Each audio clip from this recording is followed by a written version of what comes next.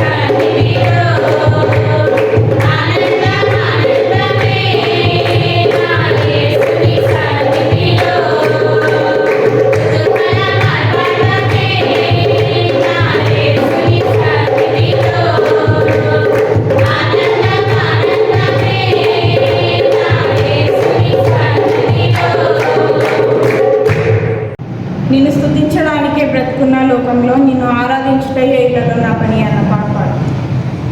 నిన్ను స్తుతించడానికే బ్రతికున్న లోకంలో నిన్ను ఆరాధించుటై ఇళ్లలో నా పనియే. నిన్ను స్తుతించడానికే బ్రతికున్న లోకంలో నిన్ను ఆరాధించుటై ఇళ్లలో నా పనియే. యేసయ్యా పాడుకో, యేసయ్యా పాడుకో, యేసయ్యా పాడుకో, యేసయ్యా పాడుకో. నిన్ను స్తుతించడానికే బ్రతికున్న లోకంలో నిన్ను ఆరాధించుటై ఇళ్లలో నా పనియే. నా జన్మము నా మనుగడాలి పనిలో మెదిలెను, కనికలకు ఇల మారే నీ మనిషిగా. నా జన్మము నా మనుగడాలి పనిలో మెదిలెను, కనికలకు ఇల మారే నీ మనిషిగా. నిన్ను స్తుతించాలని నేను కీర్తించాలని నేను స్తుతించాలని నేను కీర్తించాలని నీ ఆశ నీ కోరిక నేను నెరవేరుస్తానయ్యా.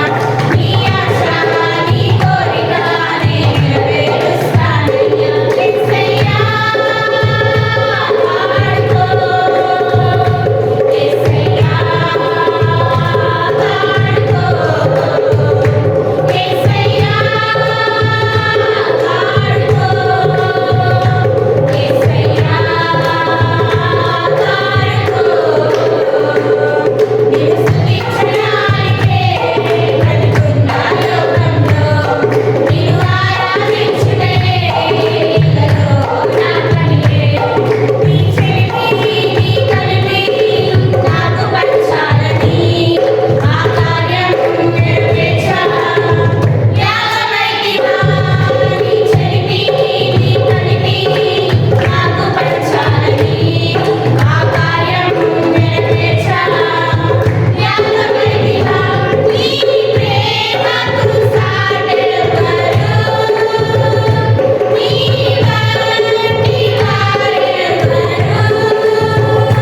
నీ ప్రేమకు సాటెవరు, నీ వంటి వారెవరు. నీ త్యాగం నీ యాగం మాకు వేసిన భారము, నీ త్యాగం నీ యాగం మాకు వేసిన భారము. యేసయ్యా పాడుకో, యేసయ్యా పాడుకో, యేసయ్యా పాడుకో, యేసయ్యా పాడుకో. నిన్ను స్తుతించడానికే బ్రతికున్న లోకంలో నిన్ను ఆరాధించుటై ఇళ్లలో నా పనియే. నిన్ను స్తుతించడానికే బ్రతికున్న లోకంలో నిన్ను ఆరాధించుటై ఇళ్లలో నా పనియే. యేసయ్యా పాడుకో, యేసయ్యా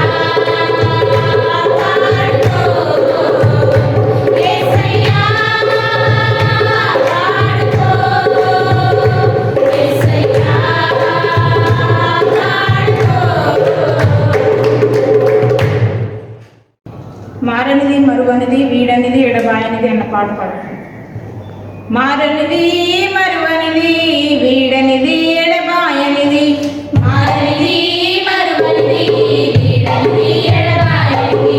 ప్రేమ యేసయ్యా ప్రేమ, ప్రేమ యేసయ్యా ప్రేమ, ప్రేమ యేసయ్యా ప్రేమ, ప్రేమ యేసయ్యా ప్రేమ.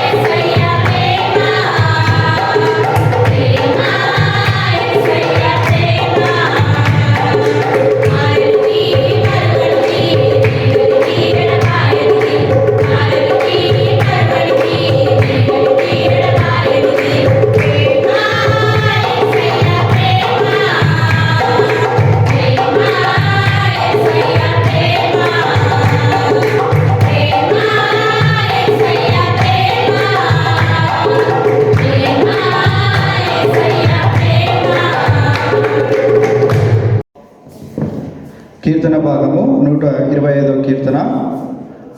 ఉత్తర ప్రత్యుత్తర రీతిగా చదువుకుందాం. మన మధ్యలో ఉన్న సిస్టర్ సుమని వచ్చి మొదటి వచనం చదువుతారు, తర్వాత వచనం అందరం కలిసి చదువుకుందాం.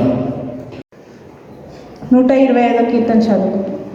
యెహోవాయందు నమ్మికించువారు కదలక నిత్యము నిలుచు సీయోను కొండవలె నుందురు.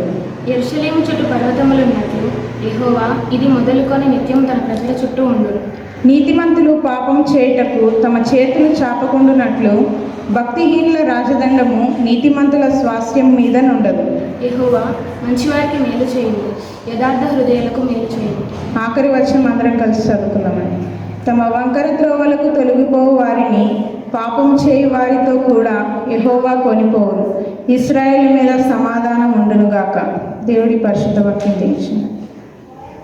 ఈ కీర్తన భాగాన్ని ధ్యానించవలసిందిగా బ్రదర్ నరేష్ గారిని కోరుకుంటా ఉన్నాం.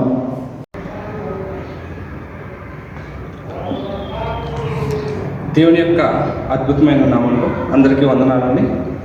అందరూ బాగున్నారని నేను ఆశించుతున్నాను. ఆయన యొక్క కృపతో మనందరినీ చాలా భద్రపరిచి మనందరం ఇంకా ఆయన యొక్క వాక్యాన్ని ధ్యానించుకునేటట్లు చేస్తున్నాడు. ఒక చిన్న ప్రార్థన చేసుకుని 127వ దావీదు కీర్తనని మనము ధ్యానం చేసుకున్నాం. మహోన్నతుల మహాశక్తి సంపూర్ణమైన దేవానికి స్తోత్రాలు, వందనాలు తండ్రి. గడిపిన కాలమంతా క్షేమంగా కాచి కాపాడు తండ్రి. ఈ సమయంలో ఇక్కడ ఉంచుతండి, నీ వాక్యాన్ని ధ్యానం చేస్తున్నట్లు చేస్తున్నందుకు స్తోత్రాలు, వందనాలు తండ్రి. దేవా ఇవ్వ తండ్రి, చెప్పడానికి తండ్రి నీ ఆత్మని దయచేసి తండ్రి నీవే మాట్లాడుకోమని అడుగుతున్నాను తండ్రి. అలాగే తండ్రి వినే వాళ్ళందరి గురించి కూడా తండ్రి మంచిగా తండ్రి వాళ్ళ యొక్క హృదయంలో తండ్రి వాక్యాన్ని తండ్రి వెతకగల శక్తిని మాకు దయచేయమని అడుగుతున్నాను తండ్రి. దేవ వాళ్ళందరికీ మంచి వినగల చెవులను దయచేయమని అడుగుతున్నాను తండ్రి. నీ ప్రియకుమారుడు మా ప్రవీణ యేసయ్య అతి పరిశుద్ధంగా అడుగుతున్నాను తండ్రి. ఆమేన్.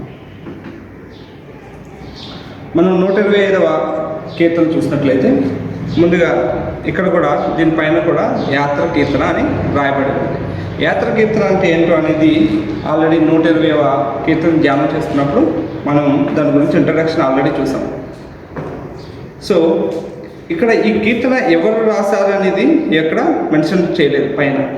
ఒకవేళ అట్మాస్ఫియర్ కానీ చూసినట్లయితే అది ఏ సమయంలో అని చూసినట్లయితే ఇది చెరలో నుంచి రాసినప్పుడు కీర్తన అనేటట్టు మనం చూడవచ్చు. ఎందుకంటే ఈ కీర్తన యొక్క స్ట్రక్చర్స్ మనం అబ్జర్వ్ చేస్తే 3వ అధ్యాయంలో ఏమంటున్నారంటే వీళ్ళందరూ ఎక్కడున్నారంటే అప్పుడు వాళ్ళు వేరే యొక్క రాజదండం కింద ఉన్నట్టు మాట్లాడుతున్నారు. అంటే ఈ సమయంలో జెరూసలేం ఎక్కడుందంటే వేరే యొక్క రాజాధికారంలో ఉంది. ఇంకా మనం చూసినట్లయితే అయినప్పటికీ 1వ వచనం 2వ వచనంలో ఏమంటున్నారంటే ఎవరైతే విశ్వాసులు ఉంటారో వాళ్ళందరూ క్షేమంగా ఉంటారని ఆ 2 వచనాలు మనకు తెలియజేస్తున్నాయి. ఇంకా మరలా 3వ వచనంలో ఏంటంటే భ్రష్ట పరిపాలన అంతమొందుతుంది, అది ఎప్పుడు శాశ్వతంగా ఉండదు అని రచయిత నమ్మకాన్ని ఇక్కడ వ్యక్తపరుస్తూ ఉన్నాడు. 4వ వచనం 5వ వచనంలో ఎట్లా అంటే ఒక మంచి ప్రార్థన ద్వారా మనకి ఈ యొక్క కీర్తనని ముగిస్తున్నాడు అన్నమాట. సో ఇప్పుడు మనం ఈ కీర్తనని ధ్యానం చేసుకుంటే మొదటి వచనంలో ఏమంటారంటే యెహోవా యందు నమ్మకించువారు కదలక నిత్యము నిలుచు సీయోను కొండవలె నుందురు. ఇది చాలా ఆదరణ కలిగించే మాట కింద మనం చూడొచ్చు. అయితే ఇక్కడ ఏంటంటే మొదటిగా అంటే ఈ యొక్క వచనంలో 2 భాగాల కింద మనం చూసుకున్నట్లయితే మొదటి భాగంలో ఏమంటున్నారంటే యెహోవా యందు నమ్మకించువారు అంటున్నాడు. నమ్మకించడం అంటే ఏంటి అర్థం? ఒకవేళ మనం ఎవరిని నమ్ముతాం మన జీవితంలో? ఎవరైనా కొత్త వ్యక్తి వచ్చి మన దగ్గరికి వచ్చి వస్తే తనని నమ్ముతామా మనం? నమ్మం. కొత్త వ్యక్తుల్ని, చాలా రోజుల నుంచి పరిచయం ఉన్న వ్యక్తుల్ని, లేకపోతే ఒకవేళ మనం ఏదైనా ఇస్తే మళ్ళీ తిరిగి ఇచ్చేస్తాడు, లేకపోతే ఏదైనా సరే ఒకవేళ మనకి ఏదైనా అవసరం వస్తే అడిగితే మనకు హెల్ప్ చేస్తాడు, ఇట్లాంటి వ్యక్తుల్ని మనం నమ్ముతాం. లేకపోతే చాలా రోజుల నుంచి పరిచయం ఉన్న వ్యక్తుల్ని నమ్ముతాం.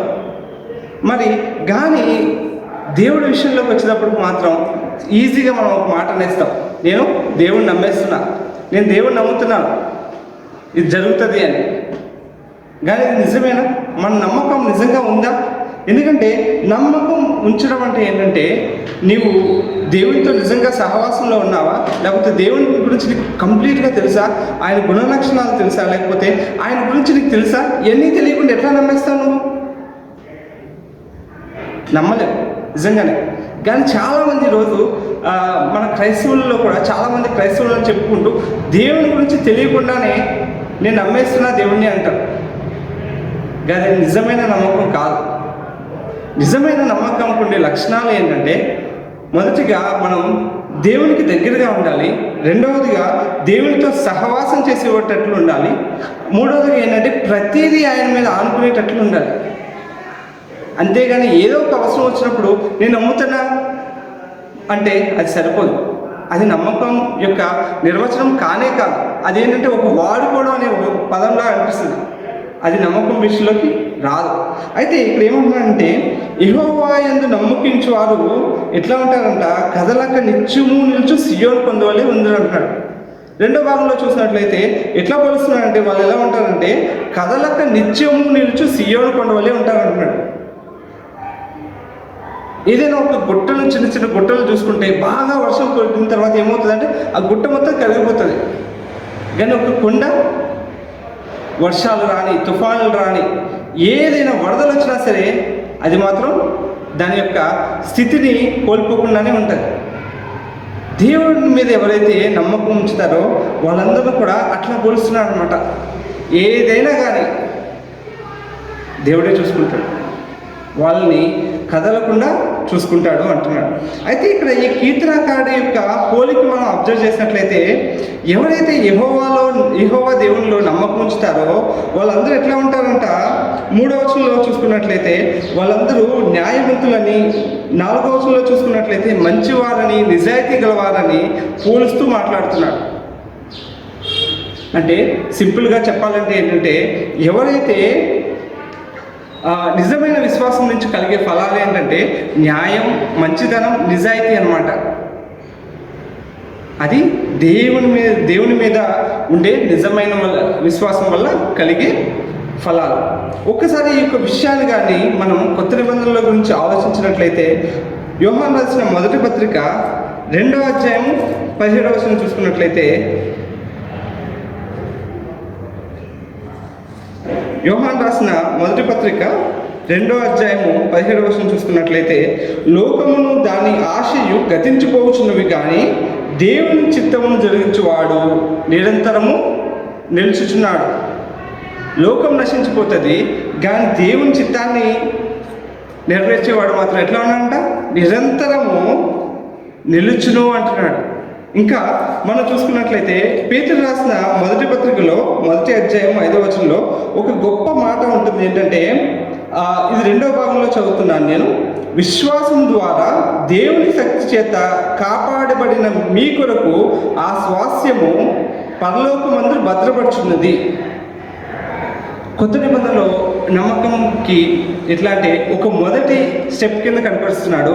ఈ ఒక మొదటి స్టెప్ ఎట్లా ఉంటుందంటే, ఈ మొదటి అడుగు ఎట్లా అవుతుందంటే మిమ్మల్ని నిరీక్షణలోకి తీసుకెళ్తుందని చెప్తున్నాడు. అక్కడి నుంచి నిరీక్షణ ఎక్కడ తీసుకెళ్తుందంటే మిమ్మల్ని నిత్య జీవనంలోకి తీసుకెళ్తుంది.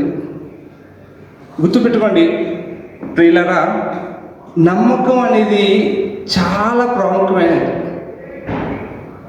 ఇది మొదటి అడుగు, క్రైస్తవ జీవితంలో కూడా మొదటి అడుగు. ఈ నమ్మకమే మనల్ని ఎక్కడ తీసుకెళ్తుందంటే నిరీక్షణలోకి తీసుకెళ్తుంది. అట్లాగే మన యొక్క చివరి గమ్యమైన నిత్య జీవనంలోకి కూడా తీసుకెళ్ళేది నమ్మకమే.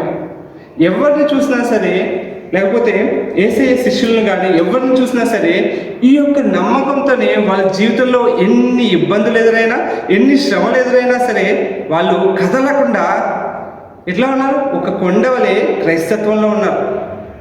ఆ విషయాన్ని మర్చిపోకూడదు. ఏ శ్రమలో వచ్చినా ఏంటంటే నమ్మకం అనేది దేవుని మీద ఉంచాలి అనేది ఇక్కడ మనం తెలుసుకోవాల్సిన విషయం. ఇంకా దీని తర్వాత 2వ వచనం మనం చూసినట్లయితే,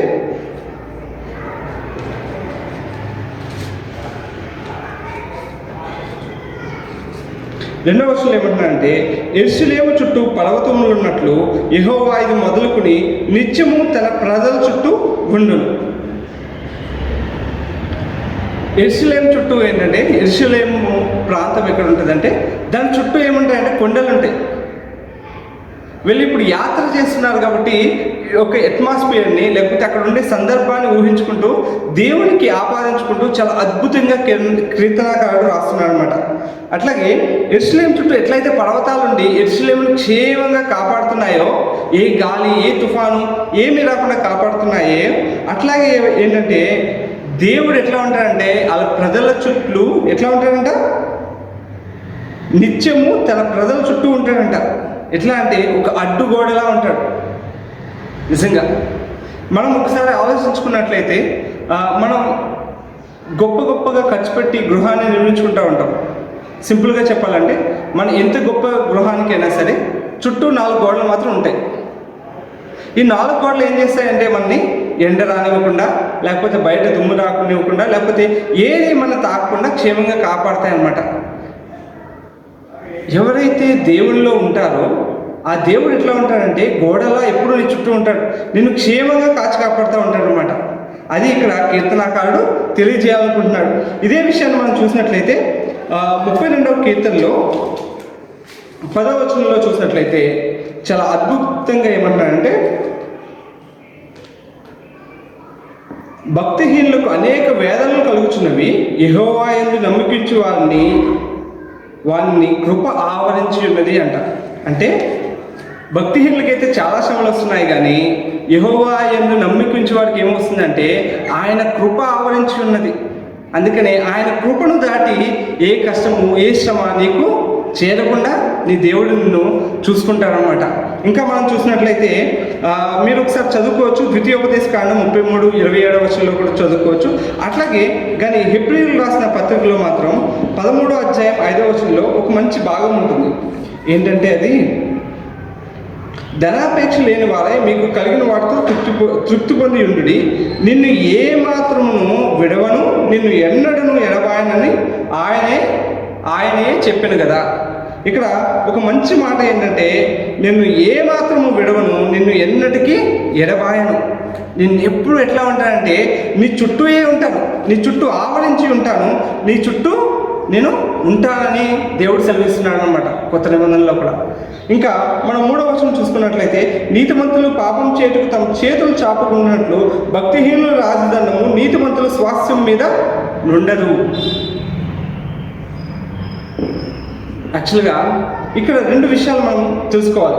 ఒకటి ఏంటంటే, ఇక్కడ యొక్క పరిస్థితిని మనం చూసినట్లయితే వాళ్ళు చెరలో ఉన్నారు కాబట్టి వాళ్ళ యొక్క వేరే యొక్క రాజదండం కింద ఉన్నారు. కానీ ఏమంటున్నా అంటే అది కేవలం తాత్కాలికం మాత్రమే. నీతిమంతులు పాపం చేయకుండా ఏం చేస్తాడంటే దేవుడు పాపాత్ముల యొక్క రాజదండాన్ని ఎక్కువసేపు ఉంచడు, ఎక్కువసేపు కొనసాగించడు. అదే విషయాన్ని మనం చూసుకున్నట్లయితే 89వ కీర్తన 22-23 వచనాలలో కూడా చాలా బాగా మనకు చెప్తుందనమాట. 89వ కీర్తన 22-23 వచనంలో ఏమంటున్నారంటే, ఏ శత్రువును అతని మీద జయమునందుడు, దోషకారులు అతని బాధపరచడు, అతని ఎదుట నిలవకుండా అతని విరోధులు నేను పడగొట్టిదను, అతని మీద పగబట్టి వారిని ముత్తిదను. అంటే ఏం చెప్తున్నాడంటే, ఎవరు నీతిమంతుల మీద పాపాత్ములు ఎప్పుడు అధికారం చేయకుండా నేను చూస్తాను అని చెప్తున్నాడు. ఒకవేళ అలా ఏదైనా అధికారం ఉన్నది కేవలం తాత్కాలికం మాత్రమే అంటున్నాడు. 2వ భాగం గురించి మనం ఆలోచించినట్లయితే, ఒకవేళ నువ్వు క్రైస్తవుడు అయితే లేకపోతే నువ్వు దేవుని బిడ్డవైతే, ఒకవేళ నువ్వు పాపాత్ముల యొక్క అధికారంలో ఉన్నప్పటికీ నువ్వు ఎట్లా అంటే భక్తిహీనులకు లోన్ అవ్వకుండా చూసుకోవాలి, నిన్ను నువ్వే లోన్ అవ్వకుండా జాగ్రత్త పడాలని ఈ కీర్తనాకారుడు చెప్తున్నాడు అనమాట. ఇదే విషయాన్ని యెషయా గ్రంథంలో 13వ అధ్యాయం 11వ వచనంలో 14వ వచనం 5-6 వచనంలో కూడా మనకి చెప్తా ఉంటాడు. ఇంకా 4వ వచనంలో మనం చూసుకున్నట్లయితే, యెహోవా మంచివారికి మేలు చేయము, యథార్థ హృదయులకు మేలు చేయము. ఈ వచనంలో మేలు చేయము అని 2 సార్లు అంటున్నాడు. అంటే ఏంటంటే ఇక్కడ మొదటగా ఈ కీర్తనాకారుడు ఏం చేసుకుంటున్నాడంటే దేవుడు మనతో ఎలా వ్యవహరించాలో అనేది చెప్తున్నాడు. అయితే దేవుడు ఎట్లా వ్యవహరిస్తాడు మనతో? ఒకసారి మనం చూసినట్లయితే 18వ కీర్తన చూసినట్లయితే, కీర్తన గ్రంథం 18వ అధ్యాయము 25-27 చూసుకున్నట్లయితే ఏమంటున్నాడంటే ఎట్లా బిహేవ్ చేయాలి అంటే, లేకపోతే దేవుడు మనతో ఎట్లా వ్యవహరిస్తాడు అంటే ఇక్కడ మెన్షన్ చేస్తున్నాడు. దయగల వారి యొల్ల నీవు దయ చూపించుదువు, యథార్థవంతుల యొల్ల యథార్థవుడుగా ఉండువు, సద్భావం గల వారి యొల్ల నీవు సద్భావం చూపుదువు, మూర్ఖుల యొల్ల నీవు వికటముగా నుందువు, శ్రమపడి వారిని నీవు రక్షించదువు, గర్విష్ఠులకు విరోధమై వారిని అణచివేసేదవు. గుర్తుపెట్టుకోండి, ఇక్కడ మనకేంటంటే ప్రతి వాక్యానికి చివరి ఏంటంటే చాలా ఆశీర్వాదాలు కనిపిస్తున్నాయి. కానీ ఆ వాక్యంలో, ఆ వచనంలో ముందు ఏం కనిపిస్తుంది అంటే కండిషన్స్ కనిపిస్తున్నాయి. చాలామంది ఆశీర్వాదాలే చూస్తారు కానీ వచనాల్ని ముందుండే ఆ కండిషన్స్ని చూడరు. మన దేవుడు మనతో ఎలా వ్యవహరించాలనుకుంటాడంటే, ఒకవేళ మనము దయగల వారం అయితే నీ పైన దేవుడు దయ చూపిస్తాడు.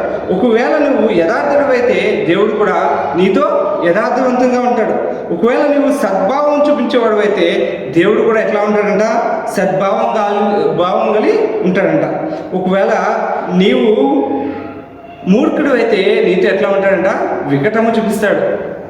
ఇంకా నీవు నువ్వు ఎవరైతే శ్రమ పడతారో వాళ్ళందరినీ రక్షించేవాడుగా ఉంటాడు నీ దేవుడు. ఒకవేళ నీవు గర్విష్ఠుడు అయితే నిన్ను ఏం చేస్తాడంట, అణచివేసేస్తాడు. అదే విషయాన్ని ఇక్కడ జ్ఞాపకం చేసుకుంటే ఏమంటున్నాడంటే, మంచి వారికి మేలు చేయమంటున్నాడు, యథార్థ హృదయములకు మేలు చేయమంటున్నాడు. అలాగే మన కూడా ఏమని కోరుకుంటున్నాడంటే, నీకు మేలు కలగాలంటే నీవు ఎలా ఉండాలంట, మంచివాడుగా ఉండాలి. రెండవది నువ్వు ఎలా ఉండాలంటే యథార్థ హృదయుడిగా ఉండాలి. అప్పుడు నీకు మేలు కలుగుతుందని ఇక్కడ తెలియజేస్తున్నాడు అనమాట. ఇంకా చివరిగా మనం చూసుకున్నట్లయితే, చివరి వచనంలోకి వస్తున్నట్లయితే, తమ వంకర త్రోవలకు తొలగిపోవు వారిని పాపం చేయు వారితో కూడా యెహోవా కొనిపోవును. అలాగే ఇశ్రాయేలు మీద సమాధానం ఉండును గాక. రెండు వచనాలు మనం చూసుకున్నట్లయితే, ఈ వచనంలో చూసుకున్నట్లయితే రెండు భాగాలుగా కనిపిస్తుంది. ఒకటి ఏమంటున్నారంటే, ఎవరైతే వంకర త్రోవలకు తొలగిపోతారో వాళ్ళందరూ ఏం చేస్తున్నారంట, పాపం చేయవాడితో కూడా వాళ్ళతో పాటు లెక్కింపజేసి వాళ్ళు కూడా బయటకు పంపించేస్తాడు. ఇదే విషయాన్ని మనం చాలా జాగ్రత్తగా చూడొచ్చు. ఎక్కడంటే మత్తయి రాసిన సువార్తలో యేసయ్య కొన్ని ఉపమానాలు చెప్తున్నాడు. ఈ ఒక ఉపమానం ఏంటంటే, 7వ అధ్యాయము 23వ వచనంలో ఏంటంటే, అక్కడ కడపటి దినాల్లో మన పరిస్థితి ఎట్లా ఉంటుంది అనేది ఇక్కడ చాలా బాగా వివరిస్తున్నాడు. ఏంటంటే, ఒకసారి అందరూ మళ్ళా దేవుని యొక్క రాజ్యంలో అందరూ ఉన్నప్పుడు ఇక్కడ ఏం చేస్తున్నాడంటే, కొంతమంది వచ్చి 23వ వచనంలో చూసుకున్నట్లయితే, 22వ వచనం చదువుకున్నట్లయితే, ఆ దినమందు అనేకులు నన్ను చూచి, ప్రభువా ప్రభువా, మేము నీ నామమును ప్రవచింపలేదా, నీ నామమున దెయ్యములు వెళ్ళగొట్టలేదా, నీ నామమున అనేకమైన అద్భుతములు చేయలేదా అని చెప్పుదురు. అప్పుడు నేను మిమ్మల్ని ఎన్నడూ ఎరగనని అక్రమం చేయవాళ్ళగా నా యొద్ద నుండి పొండని వారితో చెప్పాను. ఒకవేళ మనం కానీ దేవుని బిడ్డలు అయినప్పటికీ మనం వంకర త్రోవల్లో నడుస్తుంటే ఏం చేస్తాడంట, సింపుల్గా చెప్పేస్తున్నాడు, నేను నిన్ను ఎరగనని చెప్పేస్తున్నాడు. చాలా డైరెక్ట్గా చెప్తున్నాడు. మన దేవుని బిడ్డలు అయి ఉండి దేవుడు చూపించిన త్రోవలో వెళ్లకుండా ఒకవేళ వంకర త్రోవలో కానీ వెళ్తున్నామంటే మనం నిత్య జీవనంలోకి చేరుకోలేము. సో చాలా జాగ్రత్తగా ఉండాల్సిన విషయం ఏంటంటే, దేవుడు చూపించిన త్రోవలో మనం నడవాలి, యథార్థవంతులుగా ఉండాలి. అప్పుడే మనకి మేలు కలుగుతుంది అని చెప్తున్నాడు. అలాగే ఇంకో విషయాన్ని చూసినట్లయితే, ఇంకొక ఉపమానం చూసినట్లయితే, మత్తయి సువార్తలోని 25వ అధ్యాయంలో 11వ వచనంలో 41వ వచనంలో కూడా చాలా క్లియర్గా ఇంకో ఉపమానం గురించి మాట్లాడుతున్నాడు. అక్కడ కూడా ఏంటంటే, బుద్ధి లేని కన్యకుల గురించి వాళ్ళు వచ్చి తలుపు కొడతామంటే తలుపు తీయడు, మీరెవరో నాకు తెలియదని చెప్పేస్తాడు ఆ ఉపమానంలో కూడా. అది కూడా మనం జ్ఞాపకం ఉంచుకోవాలి. ఇంకా చివరి యొక్క వచనంలో చూసుకున్నట్లయితే ఏమంటున్నాడంటే, ఇశ్రాయేలు మీద సమాధానం ఉండును కాక అంటున్నాడు. చాలా జ్ఞాపకం చేసుకోవాల్సింది ఏంటంటే, మన దేవుడు సమాధానకర్త. ఆయన ఎప్పుడు సమాధానాన్నే కోరుకుంటాడు. అందుకనే మన యొక్క జీవితంలో ఇన్ని ఛాన్స్ ఇస్తూనే ఉంటాడు. మనం వంకర మార్గానికి తొలగిపోయినప్పటికీ మరలా ఏం కోరుకుంటాడంటే, సమాధానాన్ని కోరుకుని అక్కడి నుంచి మంచి మార్గానికి తీసుకెళ్లాలని దేవుడు అనుకుంటాడు. ఒకవేళ అలా అనుకోలేదనుకోండి, మనం అందరం ఎప్పుడో చచ్చిపోవలసిన వాళ్ళు. కానీ దేవుడు సమాధానాన్ని మాత్రమే కోరుకుంటున్నాడు అనమాట. అందుకనే మనం చూసినట్లయితే గలతీయులకు రాసిన పత్రికలో 6వ అధ్యాయం 16వ వచనంలో ఒక మంచి మాట ఉంటుంది. ఏమంటున్నాడంటే, అక్కడ ఈ పద్ధతి చొప్పున నడుచుకుని వారందరికీ అనగా దేవుని ఇశ్రాయేలునకు సమాధానము కృపయు కలుగును గాక అంటున్నాడు. ఈ పద్ధతి చొప్పున నడుచుకున్న వాళ్ళకి అందరికీ ఏమవుతుందంటే సమాధానము కృప కలుగుతుంది అంటున్నాడు. 128వ కీర్తన 6వ వచనంలో చూసినట్లయితే నీ పిల్లల పిల్లలను నువ్వు చూచిదువు, ఇశ్రాయేలు మీద నీవు సమాధానం ఉండను గాక. ఒక ఆశీర్వాదంతో ఇక్కడ ముగిస్తున్నాడు. ఎందుకంటే మనం బాగా జ్ఞాపకం చేసుకోవాల్సింది ఏంటంటే మనం చెడిపోవడము, మనం తప్పిపోవడము మన దేవుడికి ఇష్టమే లేదు. మనము దేవుని యొక్క మార్గంలో నడవడమే దేవుడికి ఇష్టం. అందుకనే ఆయన యొక్క సమాధానం మన మీద ఎప్పుడు ఉండేటట్టు మనకి కోరుకుంటున్నాడు అనమాట. నిజంగా మనము భ్రష్టులము పాపాత్ములు అయినప్పటికీ కూడా ఆయన యొక్క సమాధానంతో మనని దేవుడు ఇంతకాలం క్షేమంగా కాచి కాపాడుతున్నాడు. ఇంతకాలం దేవునిలో మనల్ని ఎదిగేటట్టు చేస్తున్నాడు. ఇంత గొప్ప కృపను మనపై ఉంచాడు. కాబట్టి మనం ఏం చేయాలంటే ఆయన్ని స్తుతించేవాడుగా ఉండాలి, యథార్థవంతులుగా ఉండాలి. అలా అప్పుడు మనకి మేలు కలుగుతుంది అన్నమాట. దీన్ని బట్టియే కదా మనం దేవుని స్తుతించాలి. దీన్ని బట్టియే కదా మనం ఆయన మీద నమ్మకం ఉంచి ముందుకు కొనసాగేవాడుగా ఉండాలి. అందుని బట్టి మనం ఇంకా ఎక్కువ విశ్వాసంలో ఎదగాలని నేను కోరుకుంటున్నాను. Thank you. మన మధ్యలో ట్వింకిల్ రుచి ఉంది.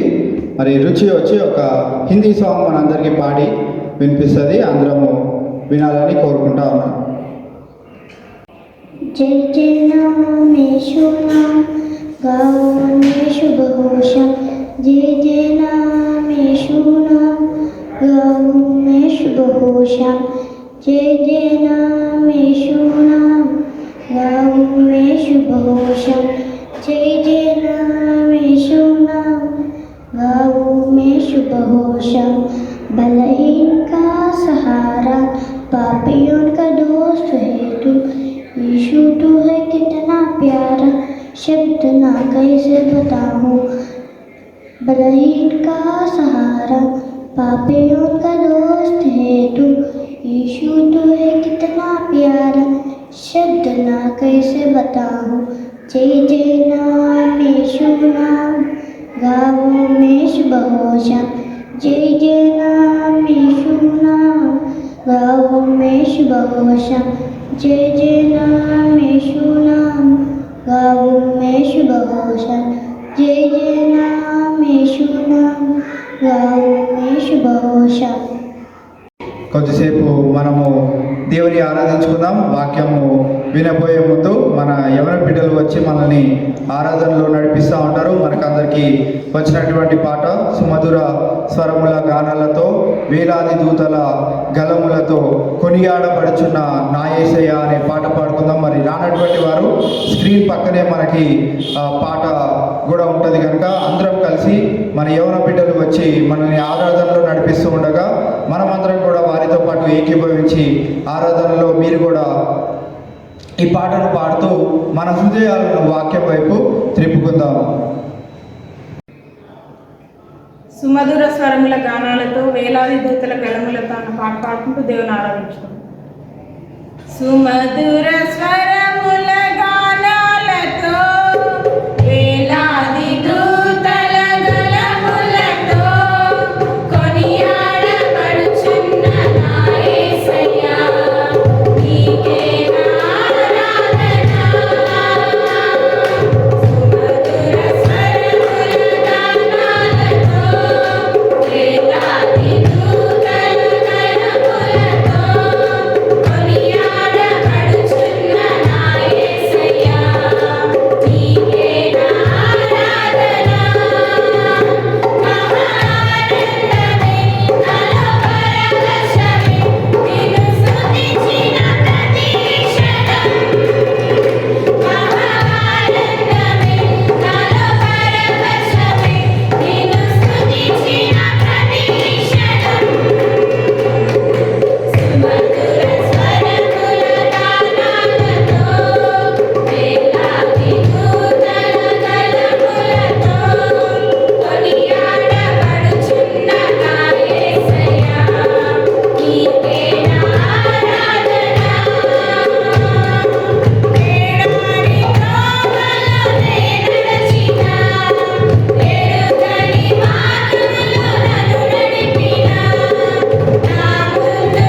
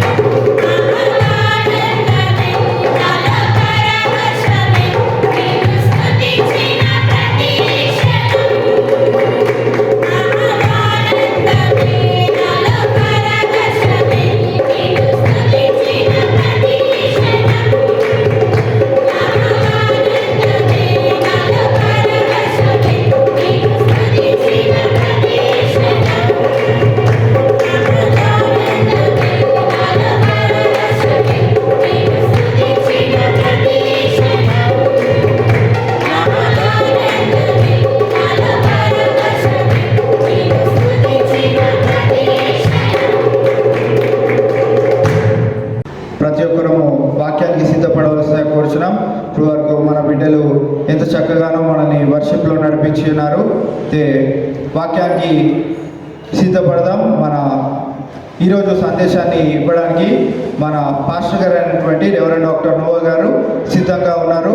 కనుక మనం కూడా మన హృదయాల్ని సిద్ధపరచుకొని, మన బైబిల్ను దగ్గర పెట్టుకొని, మన నోట్స్ కూడా దగ్గర పెట్టుకొని, ప్రతి ఒక్క మాట విలువైంది కనుక, దేవుని దగ్గర నుంచి వస్తుంది కనుక మనము ప్రతి ఒక్క మాటను ఆలకించి, దేవుడు మనకి ఈరోజు ఆయన స్వరముతో మనతో ఏం మాట్లాడబోతున్నాడో ప్రతి ఒక్కరం దేవుని యొక్క మాటల్ని వినాలని, ఆలకించాలని కోరుకుంటున్నాం. మరి వాక్యము అనంతరము మన పాస్టర్ గారు ప్రార్థన ఆశీర్వాదం ఇస్తారు కనుక ప్రతి ఒక్కరు ఈ వీడియోని చివరి వరకు, ఈ లైవ్ని చివరి వరకు మీరందరూ వీక్షించవలసిందిగా మిమ్మల్ని కోరుకుంటా ఉన్నాం.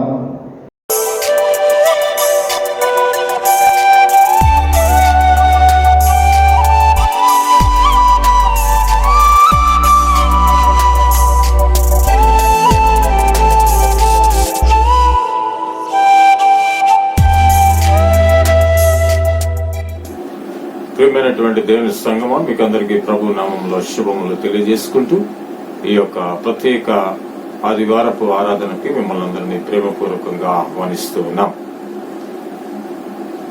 ప్రభు అయిన యేసు వారితో మాట్లాడిన తరువాత పరలోకమునకు చేర్చుకొనబడి దేవుని కుడిపార్శ్వమున ఆసీనుడయ్యను. ఆయన బేతనీ వరకు వారిని తీసుకుని పోయి చేతులెత్తి వారిని ఆశీర్వదించెను. వారిని ఆశీర్వదించుచుండగా ఆయన వారిలో నుండి ప్రత్యేకింపబడి పరలోకమునకు ఆరోహణుడాయను. వారు చూచుచుండగా ఆయన ఆరోహణమాయను. మీ వద్ద నుండి పరలోకమునకు చేర్చబడిన యేసు ఏ రీతిగా పరలోకమునకు వెళ్ళుట మీరు చూచితిరో ఆ రీతిగానే ఆయన తిరిగి వచ్చును. తలలు వంచి ప్రార్థన చేసుకుందాం.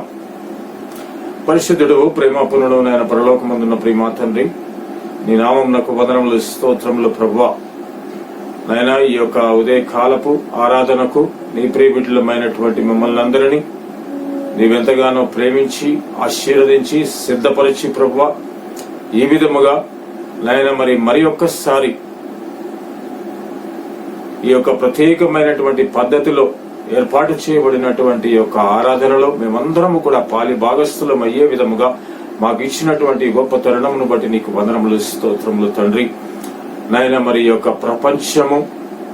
ఈ ప్రపంచములో మేము నాయన మరి ఉన్నటువంటి పరిస్థితులు అన్ని కూడా నీకు తెలిసిన ప్రభువా, నీవు మమ్మల్ని అందరినీ కూడా ఈ యొక్క వైరస్ ప్రభావము నుంచి కాచి కాపాడి సంరక్షించి నాయన మరి ఈ యొక్క గృహ నిర్బంధములో ఉండి నాయన మరి మేము బయటికి వెళ్ళలేకపోయినప్పటికీ నీ మందిర ఆవరణముకు మేమందరము కూడా వచ్చి నిన్ను అక్కడ స్తుతించుకునేటువంటి భాగ్యము మాకు లేకపోయినప్పటికీ కూడా ప్రభువా, మేమున్నటువంటి నాయన మరి ఈ స్థలము నుండే ఈ విధముగా నిన్ను ఆరాధించుకునేటువంటి భాగ్యాన్ని మాకు ఇచ్చినందుకు మరి ఒక్కసారి నీకు వందనములు, స్తోత్రములు ప్రభువా. నీ కాపుదలను బట్టి, నీ యొక్క సంరక్షణను బట్టి, నీ నడిపింపును బట్టి నీకు స్తుతులు, స్తోత్రములు చెల్లించుకుంటున్నాం. ఏమిచ్చి నాయన నీ యొక్క రుణమును మేము తీర్చుకోగలం ప్రభువా. విశ్వాసులైనటువంటి వారిని ప్రతి ఒక్కరిని కూడా కాపాడిన విధానమును బట్టి స్తోత్రములు చెల్లించుకుంటూ నాయన మరి ఈ యొక్క దినము ప్రత్యేకమైనటువంటి నాయన మరి దినము గనుక ఈ దినము యొక్క ఆరాధనలో మేమందరము ఈ విధముగా నీ యొక్క వాక్యమును ధ్యానించుకున్నట్టులోను నాయన మరి మా యొక్క విన్నపాలనన్నిటిని నీ పాదముల చెంత సమర్పించుకున్నట్టులోను నీవిచ్చినటువంటి అవకాశాన్ని మేము సద్వినియోగపరచుకున్నటకు గాను నీ యొక్క పరిశుద్ధాత్మని యొక్క సన్నిధిని, సహాయమును, శక్తిని మాకు అనుగ్రహించమని వేడుకొంచు. నాయన మరి ఇక్కడ దీనిలో పాలుపంపులు పొందనైనటువంటి ప్రతి బిడ్డను కూడా ప్రభువా నీవు దర్శించమని, ప్రతి బిడ్డతోనూ ప్రభువా నీవే మాట్లాడమని, నీ యొక్క వాక్యములోను నీ యొక్క మాటలలో ఉన్నటువంటి ప్రత్యేకమైనటువంటి విలువలను తండ్రి, విషయాలను నాయన మరి ప్రతి ఒక్కరు గమనించుకునే విధముగా వారి యొక్క హృదయములను నీవు తెరవమని, నాయన మరి నీ యొక్క దాసుడునైనటువంటి నేను ప్రభువా ఈ విధముగా నీ బిడ్డలందరికీ కలిసి ప్రభువా నాయన మరి నీ యొక్క వాక్యమును ధ్యానించుకున్నట్టులోను నీ యొక్క వాక్యములోని భావములను నాయన మరి మేమందరము కూడా నాయన మరి ధ్యానము చేసుకున్నట్టులో నీవు మాకు ఇచ్చినటువంటి తరుణాన్ని బట్టి స్తోత్రములు చెల్లించుకుంటూ, నేను కాదు ప్రభువా మాట్లాడేది, నీవే నా ద్వారా మాట్లాడమని, నా నోటి మాటలు మా అందరి హృదయ ధ్యానములు నీ దృష్టికి అంగీకారములుగా చేసుకుని నీవే మహిమ, ఘనత, ప్రభావాలు పొందుకోమని యేసుక్రీస్తు వారి నామములో బతిమాలి వేడుకొంచున్నాము తండ్రి. ఆమేన్. ప్రియమైనటువంటి దేవుని సంగమం, మీకు అందరికీ ప్రభు నామంలో మరొకసారి శుభములు తెలియజేసుకుంటూ ఈ యొక్క ఆరాధనకు మిమ్మల్ని అందరినీ కూడా ఆహ్వానిస్తున్నాం. ఈ దినము చాలా ప్రత్యేకమైనటువంటి దినము. ప్రతి క్రైస్తవ విశ్వాసి జీవితంలోనూ క్రైస్తవ్యానికి అతి ప్రాముఖ్యమైనటువంటి దినము.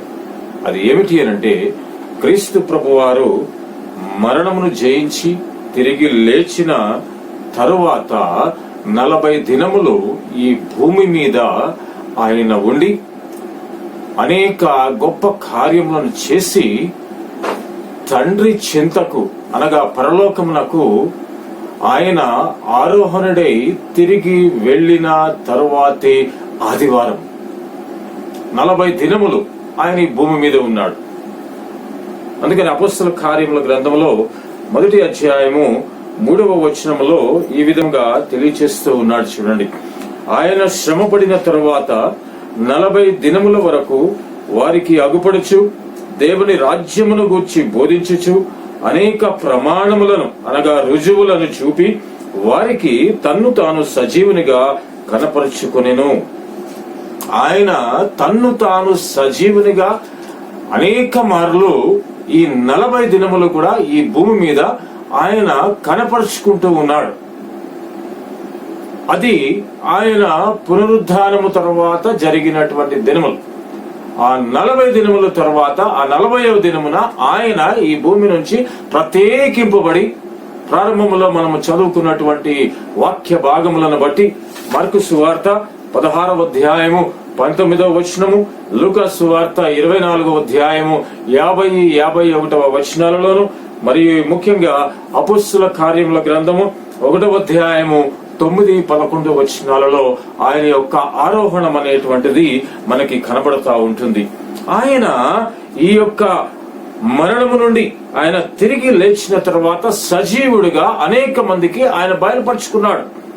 మొట్టమొదటిగా లూకా రాసినటువంటి సువార్తలో, మత్తయి రాసిన సువార్త 28వ అధ్యాయం 9-10వ వచనాలలో చూసినట్లయితే అక్కడ ఉన్నటువంటి స్త్రీలకు ఆ సమాధి దగ్గర మొట్టమొదటిగా ప్రత్యక్షపరచుకున్నట్లుగా మనం చూసాం. అదే విధంగా లూకా రాసిన సువార్త 24వ అధ్యాయం 36-43వ వచనం వరకు మనం చూసినట్లయితే అక్కడ ఆయన శిష్యులకు ప్రత్యేకింపబడి అక్కడ ప్రత్యక్షపరచుకున్నట్లుగా మనం చూస్తూ ఉన్నాం. అదే విధంగా పౌలు గారి యొక్క విశ్లేషణ ప్రకారము కొరింథీయులకు రాసినటువంటి మొదటి పత్రిక 15వ అధ్యాయం 6వ వచనములో 500కు పైబడినటువంటి అక్కడ విశ్వాసులందరికీ కూడా అక్కడ ఆయన కనబడినట్లుగా అక్కడ మనము చూస్తూ ఉన్నాం. ఆయన ఎన్ని మార్లు అనేక మందికి ఆయన కనబడుతూ ఉన్నాడు. కనబడి ప్రత్యేకంగా ఆయన శిష్యులకు అక్కడ ఉన్నటువంటి వారికి అందరికీ కూడా ఆయన చేసినటువంటి పని ఏమిటి అనంటే, దేవుని రాజ్యమును గురించినటువంటి బోధలు ప్రత్యేకంగా ఈ 40 దినాలలో ఆయన శిష్యులకు ఆయన బోధిస్తూ వచ్చాడు. కాబట్టి ఆ యొక్క బోధల వలన కలిగినటువంటి విషయాలు, లేక ఆయన ఈ విధముగా ప్రత్యేకింపబడి తండ్రి చింతకు ఆరోహణుడై వెళ్లిపోయినటువంటి ఆ యొక్క విషయములను మనము ఈ దినాన ప్రత్యేకంగా మనము ధ్యానం చేసుకుందాం. ప్రతి ఒక్కరికి కూడా తెలిసినటువంటిదే ఈ యొక్క ఆరోహణ అంటే ఏమిటి అనేటువంటిది. కానీ ఈ యొక్క క్రైస్తవ్యానికి, క్రైస్తవ లోకానికి, క్రైస్తవ విశ్వాసికి కూడా మరి ఈ యొక్క ఆరోహణలో ఉన్నటువంటి ప్రాధాన్యత, ప్రాముఖ్యత అనేటువంటిది ఎలాగ ఉన్నది, క్రీస్తు ప్రభు వారి యొక్క ఆరోహణ అనేటువంటి దానిని మనము ఈ దినాన ఎక్కువగా ధ్యానము చేసుకుందాం. మొట్టమొదటిగా మనము ఇందాక చెప్పుకున్నట్లుగా 40 దినములు ఆయన యొక్క పునరుత్థానము తర్వాత ఆ యొక్క యెరూషలేము దగ్గర ఉన్నటువంటి ఒలీవల కొండ దగ్గరికి క్రీస్తు ప్రభువారు ఆయన యొక్క శిష్యులను తీసుకొని అక్కడికి వెళ్ళాడు. ఈ 40 దినముల తర్వాత 40వ దినమున అక్కడ క్రీస్తు ప్రభువారు ఆయనను వెంబడించినటువంటి వారికి అందరికీ, ఆయన యొక్క శిష్యులకు అందరికీ ప్రత్యేకముగా ఒక వాగ్దానము చేశాడు. అది ఏమిటి అనంటే, మీరు త్వరలో పరిశుద్ధాత్మను మీరు పొందబోతున్నారు. పరిశుద్ధాత్ముడు నా స్థానంలో ఇక్కడ మీ దగ్గరికి రాబోతున్నాడు. మీరు అప్పటి వరకు అక్కడ యెరూషలేములో ఉండి మీరు ఆ పరిశుద్ధాత్ముని యొక్క రాకడ వరకు మీరు అక్కడ ఎదురు చూస్తూ ఉండండి, కనిపెట్టుకొని ఉండమని అక్కడ శిష్యులకు వాగ్దానము చేసి అక్కడ వారిని హెచ్చరించాడు. అంతేకాకుండా ఆ సమయంలో ఆయన అక్కడ వారిని ఆశీర్వదించి ఆ విధముగా ఆశీర్వదిస్తూ ఉంటుండగా ఆయన పరలోకమునకు ఆరోహణుడై వెళ్లిపోయినట్లుగా మనం చూస్తూ ఉన్నాం. లూకా రాసిన సువార్త 24వ అధ్యాయం 50-51 వచనాలు ఇందాక చెప్పుకున్నట్లుగా అపోస్తలుల కార్యగ్రంథంలోని మొదటి అధ్యాయము 9-11 వచనాలలో కనబడుతున్నది. ఇక్కడ మనము చూడవలసింది ఏమిటి అనంటే, ఇది ఈ లేఖన భాగాలలో క్రీస్తు ప్రభు వారి యొక్క ఆరోహణమంతా కూడా ఆయన శరీరముతో, ఏ శరీరముతోటి ఇక్కడికి వచ్చాడో ఆ శరీరము మహిమ రూపము దాల్చబడినది. ఆ మహిమ కలిగినటువంటి శరీరముతోటి ఆయన తిరిగి పరలోకమునకు ఎక్కడ నుంచి వచ్చాడో అక్కడికి తిరిగి వెళ్లిపోవుట అనేటువంటిది మనకి ఇక్కడ లేఖన భాగాలలో మనకి చూపిస్తూ ఉన్నాడు. అక్కడ ఉన్నటువంటి వారికి అందరికీ కూడా, అక్కడ చేర్చబడినటువంటి ఆ యొక్క శిష్యులందరికీ కూడా ఇది వారి యొక్క కళ్ళల్లో నిలిచిపోయినటువంటి ఒక కమనీయమైనటువంటి దృశ్యం. ఆయన చేతులెత్తి వారిని ఆశీర్వదించుచుండగా లూకా ప్రత్యేకంగా చెబుతూ ఉన్నాడు. ఆయన వారిని ఆశీర్వదించుచుండగా వారిలో నుండి ప్రత్యేకింపబడి పరలోకమునకు ఆరోహణుడు ఆయను. ఆశీర్వాదం ఎలా ఇస్తాడండి? ఆయన చేతులెత్తి ఆశీర్వదించుచుండగా ఆయన పరలోకమునకు ఆరోహణుడైపోయెను. ఇది ఆ శిష్యుల కళ్ళలో నిలిచిపోయినటువంటి ఒక కమనీయమైనటువంటి దృశ్యం. వారు ఎన్నటికీ మర్చిపోలేనటువంటి గొప్పదైనటువంటి దృశ్యం అన్నమాట. అలాగా దానిని వారి కన్నులలో, వారి యొక్క మదిలో, వారి యొక్క హృదయములో వారు దానిని నిలుపుకొని బంధించేసుకున్నారు. అంత చక్కనైనటువంటి దృశ్యము వారు ఎప్పుడు కూడా వారు చూడలేరు.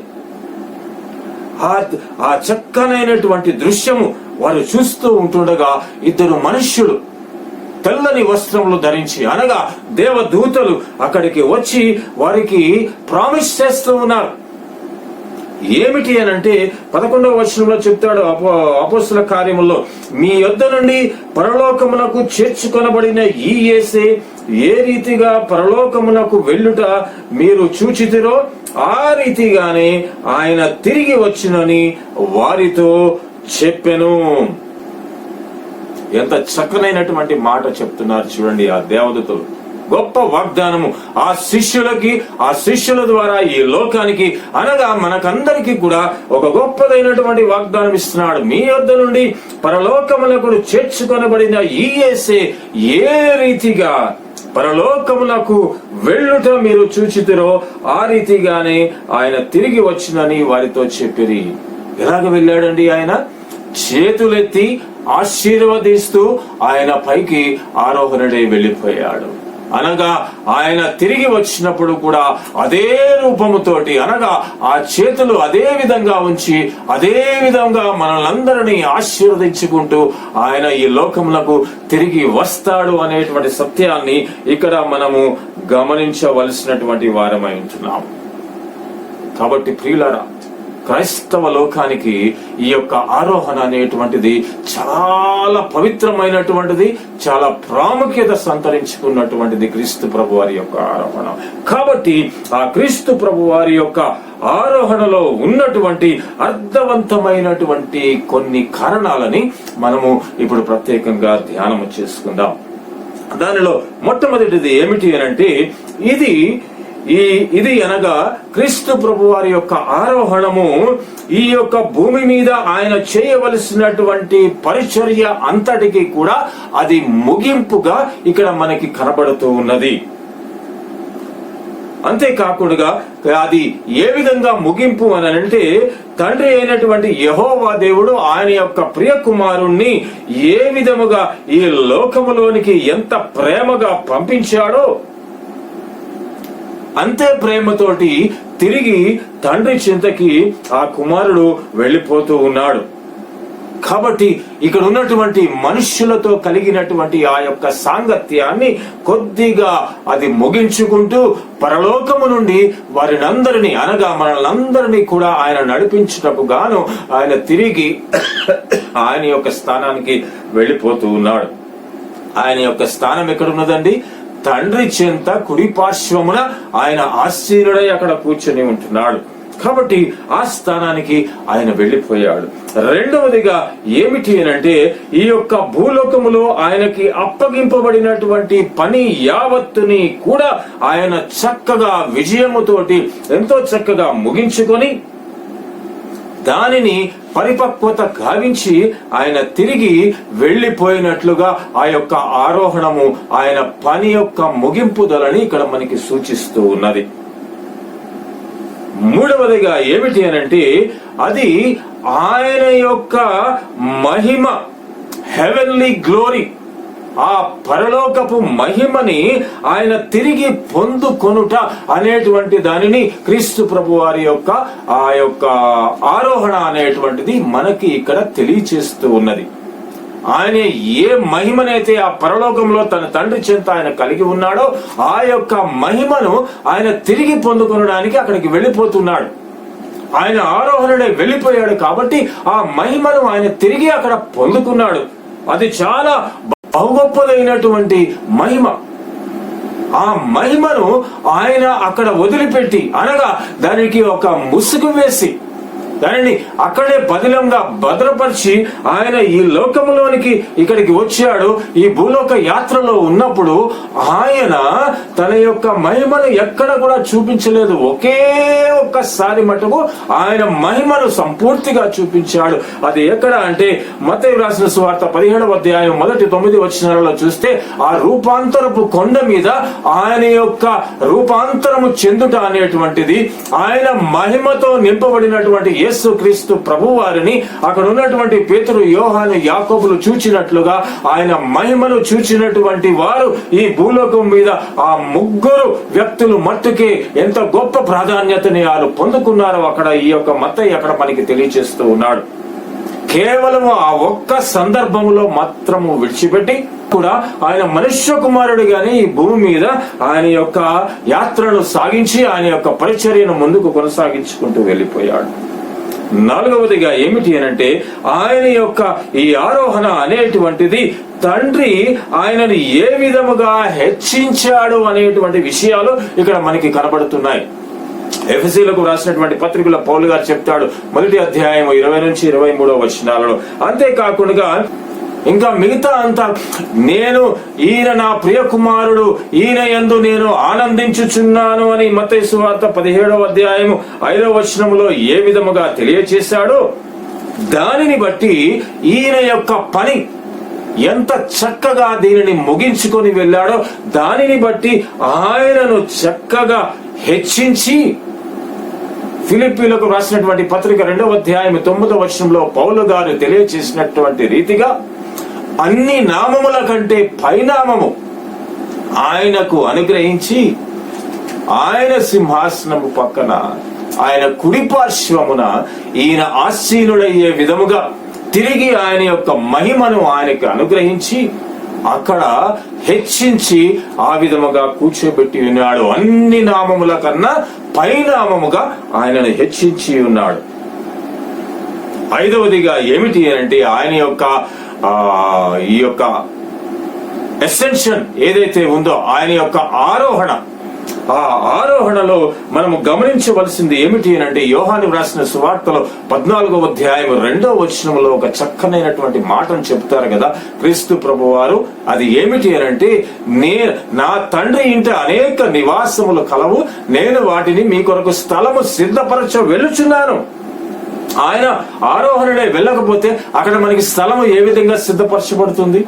కాబట్టి ఆయన యొక్క ఈ ఆరోహణ అనేటువంటిది మనకు స్థలము సిద్ధపరచుటకు ఆయన వెళ్ళినట్లుగా ఇక్కడ మనము గమనించవలసినటువంటి వారమై ఉంటున్నాం. అంతేకాకుండా చాలా ప్రాముఖ్యమైనటువంటిది ఏమిటి అనంటే 6వది హెబ్రీయులకు రాసినటువంటి పత్రిక 4వ అధ్యాయం 14 నుంచి 16 వచనాలలో మనము చూసినట్లయితే it indicates the beginning of his new work as the high priest. ఆయన ప్రధాన యాజకుడుగా ఆయన క్రొత్త పనిని ఆయన ప్రారంభించుటకు గాను మెల్కీసెదెకు క్రమములో ఆయన చక్కగా ప్రధాన యాజకునిగా గొప్ప పాత్రను ఆయన పోషించడానికి ఆయన సిద్ధపడి వెళ్తున్నట్లుగా, ఆయన ఏర్పాటు చేసినటువంటి ఈ యొక్క నూతన నిబంధనకు ఆయన గొప్ప మధ్యవర్తిగా ఉండుటకు గాను ఆయన ఆరోహణుడై ఆయన ప్రభు చింతకు వెళ్ళినట్లుగా హెబ్రీయులకు రాసినటువంటి పత్రిక 9వ అధ్యాయం 15వ వచనం ప్రకారము ఆయన ఆరోహణను మనము గమనించవలసినటువంటి వారమై ఉంటున్నాం. 7వదిగా చాలా ప్రాముఖ్యమైనటువంటిది ఏమిటి అనంటే యేసు క్రీస్తు ప్రభువు వారు ఎందుకు ఆరోహణుడై వెళ్ళి ఉన్నాడు అనంటే ఈ భూమి మీద నుంచి ఆయన ఎందువలన ప్రత్యేకింపబడి వెళ్ళి ఉన్నాడు అనంటే దానికి ఉన్నటువంటి ప్రత్యేకమైనటువంటి భావము ఇందాక మనము చెప్పుకున్నట్లుగా అపోస్తుల కార్యముల గ్రంథము 1వ అధ్యాయం 11వ వచనంలో చెప్పబడిన రీతిగా ఆయన ఏ విధముగా ఆయన పైకి వెళ్ళాడో, ఆరోహణుడై వెళ్ళిపోయాడో, ఎగసి వెళ్ళుట. ఆరోహణుడై వెళ్ళుట అంటే ఎగసి వెళ్ళుట. దీనిని లాటిన్ భాషలో అమే పరోటో అంటారు. అమే పరోటో అనగా ఎగసి వెళ్ళుట. క్రీస్తు ప్రభువారు తండ్రి చింతకు ఇంపైనటువంటి పరిమళ సువాసనగా ఆయన ఎగసి వెళ్ళుట అనేటువంటిది ఆయన యొక్క ఆరోహణలో మనకి కాలమడుతా ఉన్నది. ప్రియులారా, ఆయన ఏ విధంగా వెళ్ళాడో అదే విధంగా తిరిగి వస్తాడంటున్నాడు. ఎందుకు వస్తాడు? ఈ భూమి మీద ఆయన తిరిగి ఆయన యొక్క రాజ్యమును స్థాపించుటకు గాను ఆయన ఇక్కడికి రాబోతూ ఉన్నాడు. ఆయన రాజ్యమును స్థాపించి ఆయన యొక్క 1000 ఏళ్ల పరిపాలనను ఇక్కడ కొనసాగించుటకు గాను ఆయన తిరిగి రానేయున్నాడు అనేటువంటి సత్యాన్ని మనకి తెలియచేస్తూ ఆయన యొక్క ఆరోహణలో ఉన్నటువంటి గొప్ప విషయము అది అనేటువంటి సంగతిని మనం ఇక్కడ గమనించవలసినటువంటి వారమై ఉంటున్నాం. కాబట్టి ప్రియులారా, ఇవన్నీ కూడా క్రీస్తు ప్రభు వారి యొక్క ఆరోహణలో ఉన్నటువంటి అర్థవంతమైనటువంటి భావముతో కూడినటువంటి విషయాలు. ఇవన్నీ చాలా ప్రాముఖ్యత. మనము పునరుద్ధానములకు చాలా ప్రాధాన్యతనిస్తుంటాము. ఈ సువార్తికులు కూడా అదే విధంగా ఇచ్చారు. ఇది కేవలము మార్కు కొద్దిగా వ్రాసాడు, లూకా వ్రాసాడు, మత్తయి వ్రాయలేదు. యోహాను ఈ ఆరోహణకి ఎక్కువగా వీళ్ళు ప్రాధాన్యత ఇవ్వక ఆయన పునరుద్ధానము తర్వాత వారి యొక్క రచనలు అక్కడ ఆగిపోయినట్లుగా మనం చూస్తున్నాం. కానీ దీనిని ముందుకి కొనసాగించుకుంటూ వెళ్ళి అక్కడ జరిగినటువంటి విషయాలన్నిటినీ కూడా కూలంకషంగా మనకి వివరించి వ్రాసినటువంటి వాడు లూకా సువార్తికుడు మాత్రమే. ఈ లూకా సువార్త, అపోస్తుల కార్యముల గ్రంథము 2 కూడా వ్రాసినది లూకా గారే, డాక్టర్ లూకా. ఆయన వ్రాశాడు. ఆయన వ్రాసి ప్రత్యేకంగా ఆయన అబ్జర్వ్ చేసి క్రీస్తు ప్రభు వారు చేసినటువంటి ప్రతి కార్యమును కూడా ఆయన గమనించి ఈ 40 దినాలకు ఉన్నటువంటి ఈ ప్రత్యేకత ఏమిటి అనేటువంటిది తెలియచేస్తూ ఈ క్రైస్తవ లోకానికి ఈ ఆరోహణ అనేటువంటిది చాలా ప్రాముఖ్యమైనటువంటిది అనే విషయాన్ని ఆయన ఘంటాపథంగా తెలియచేస్తూ ఈ విషయాలని మనకి తెలియచేస్తూ ఉన్నాడు. ప్రతి సంఘం కూడా, ప్రతి ఒక్కరు కూడా, అనేక మంది ఈ యొక్క పునరుద్ధానములకు ఇచ్చేటువంటి ఆ యొక్క ప్రాముఖ్యత నో డౌట్ దానికి ఇవ్వాలి. క్రీస్తు మృత్యుంజయుడై తిరిగి లేచాడు, అక్కడతోనే ఆగిపోతున్నారు. కానీ తిరిగి ఆయన ఆరోహణుడై వెళ్ళిపోయాడు అనేటువంటి సత్యాన్ని అందరూ కూడా విస్మరిస్తూ ఉంటుంటారు. అందుకనే దీనిని గ్రేట్ అసెన్షన్ గా భావిస్తూ ఉంటారు. చాలా గొప్పదైనటువంటి ఆరోహణ ఇది. ఎందుకు ఇది ఈ ఆరోహణ అనేటువంటిది అంత గొప్పది? దీని యొక్క ప్రాముఖ్యత ఏమిటి? మనమందరము ఏ విధముగా మనము దీనిని ఆలోచన చేయాలి? మనం చెప్పుకుంటున్నట్లుగా ప్రతి క్రైస్తవునికి లేక క్రైస్తవ్యానికి మరి ఈ ఆరోహణలో ఉన్నటువంటి విషయాలు ఏమిటో మనం మరొకసారి మళ్ళా చూద్దాం. That is why this has been called as the great ascension. గొప్పదైనటువంటి ఆరోహణ. మనకందరికీ తెలుసు క్రీస్తు ప్రభువారు మనందరి పాపముల నిమిత్తము ఆయన మరణించాడు అనేటువంటిది సంగతి మనకు అందరికీ తెలుసు. మనం ఎప్పుడు కూడా చెప్పుకునేటువంటి విషయమే. కానీ ఆయన దానికంటే ముందు ఒక అడుగు ముందుకు వేసి ఆ మరణమును ఆయన జయించి, అనగా దానిని ఓడించి ఆయన తిరిగి లేచాడు. He defeated the death. That is the resurrection. ఆ మరణాన్ని ఆయన ఓడించి తిరిగి లేచినట్లుగా చూస్తూ ఉన్నాం. అంతేకాకుండా దానిని ఏమిటి అంటే ఆయన ముందు వాగ్దానము చేసినటువంటి దానిని బట్టి నేను తిరిగి నా తండ్రి చెంతకు నేను వెళ్ళవలసి ఉన్నది. ఈ యొక్క భూమి నన్ను ఎంతకాలము నేను ఎక్కువ కాలము నేను ఇక్కడ ఉండలేను అనేటువంటి మాటలు ఆయన యొక్క పరిచర్యలో భాగంగా ఏ విధంగా చెప్పుకుంటూ వచ్చాడో దానిని నెరవేర్చుటకు గాను ఆయన తిరిగి వెళ్ళిపోయాడు. ఎందుకు అనంటే హెవెన్ ఈస్ బౌండ్లెస్. ఆ పరలోకము అనేటువంటిది దానికి ఒక ఎల్లలు అనేటువంటిది లేవు. ఈ భూమిలో మటుకు కొన్ని అక్కడ బౌండరీస్ అనేటువంటివి ఉంటాయి. అక్కడికి మట్టుకే వెళ్ళవలసి ఉంటది, అంతవరకే వెళ్ళవలసి ఉంటది. కానీ పరలోకంలో ఆ విధంగా కాదు. ఆయన ఎక్కడికైనా వెళ్ళవచ్చును, ఎంత దూరమైనా వెళ్ళవచ్చును. అంతేకాకుండా ఆయన ఎంత దూరమైన ప్రయాణము చేసి ప్రతి ఒక్కరికి కూడా ఆయన అందుబాటులో ఉండవచ్చును. అందువలననే ఆయన ఆరోహణుడై పరలోకమునకు ఆయన తిరిగి చేర్చబడ్డాడు. ఆయన ఆ విధంగా పరలోకములకు వెళ్ళుట వలననే ఇంకొక గొప్ప కార్యం అనేటువంటిది ఇక్కడ జరిగింది.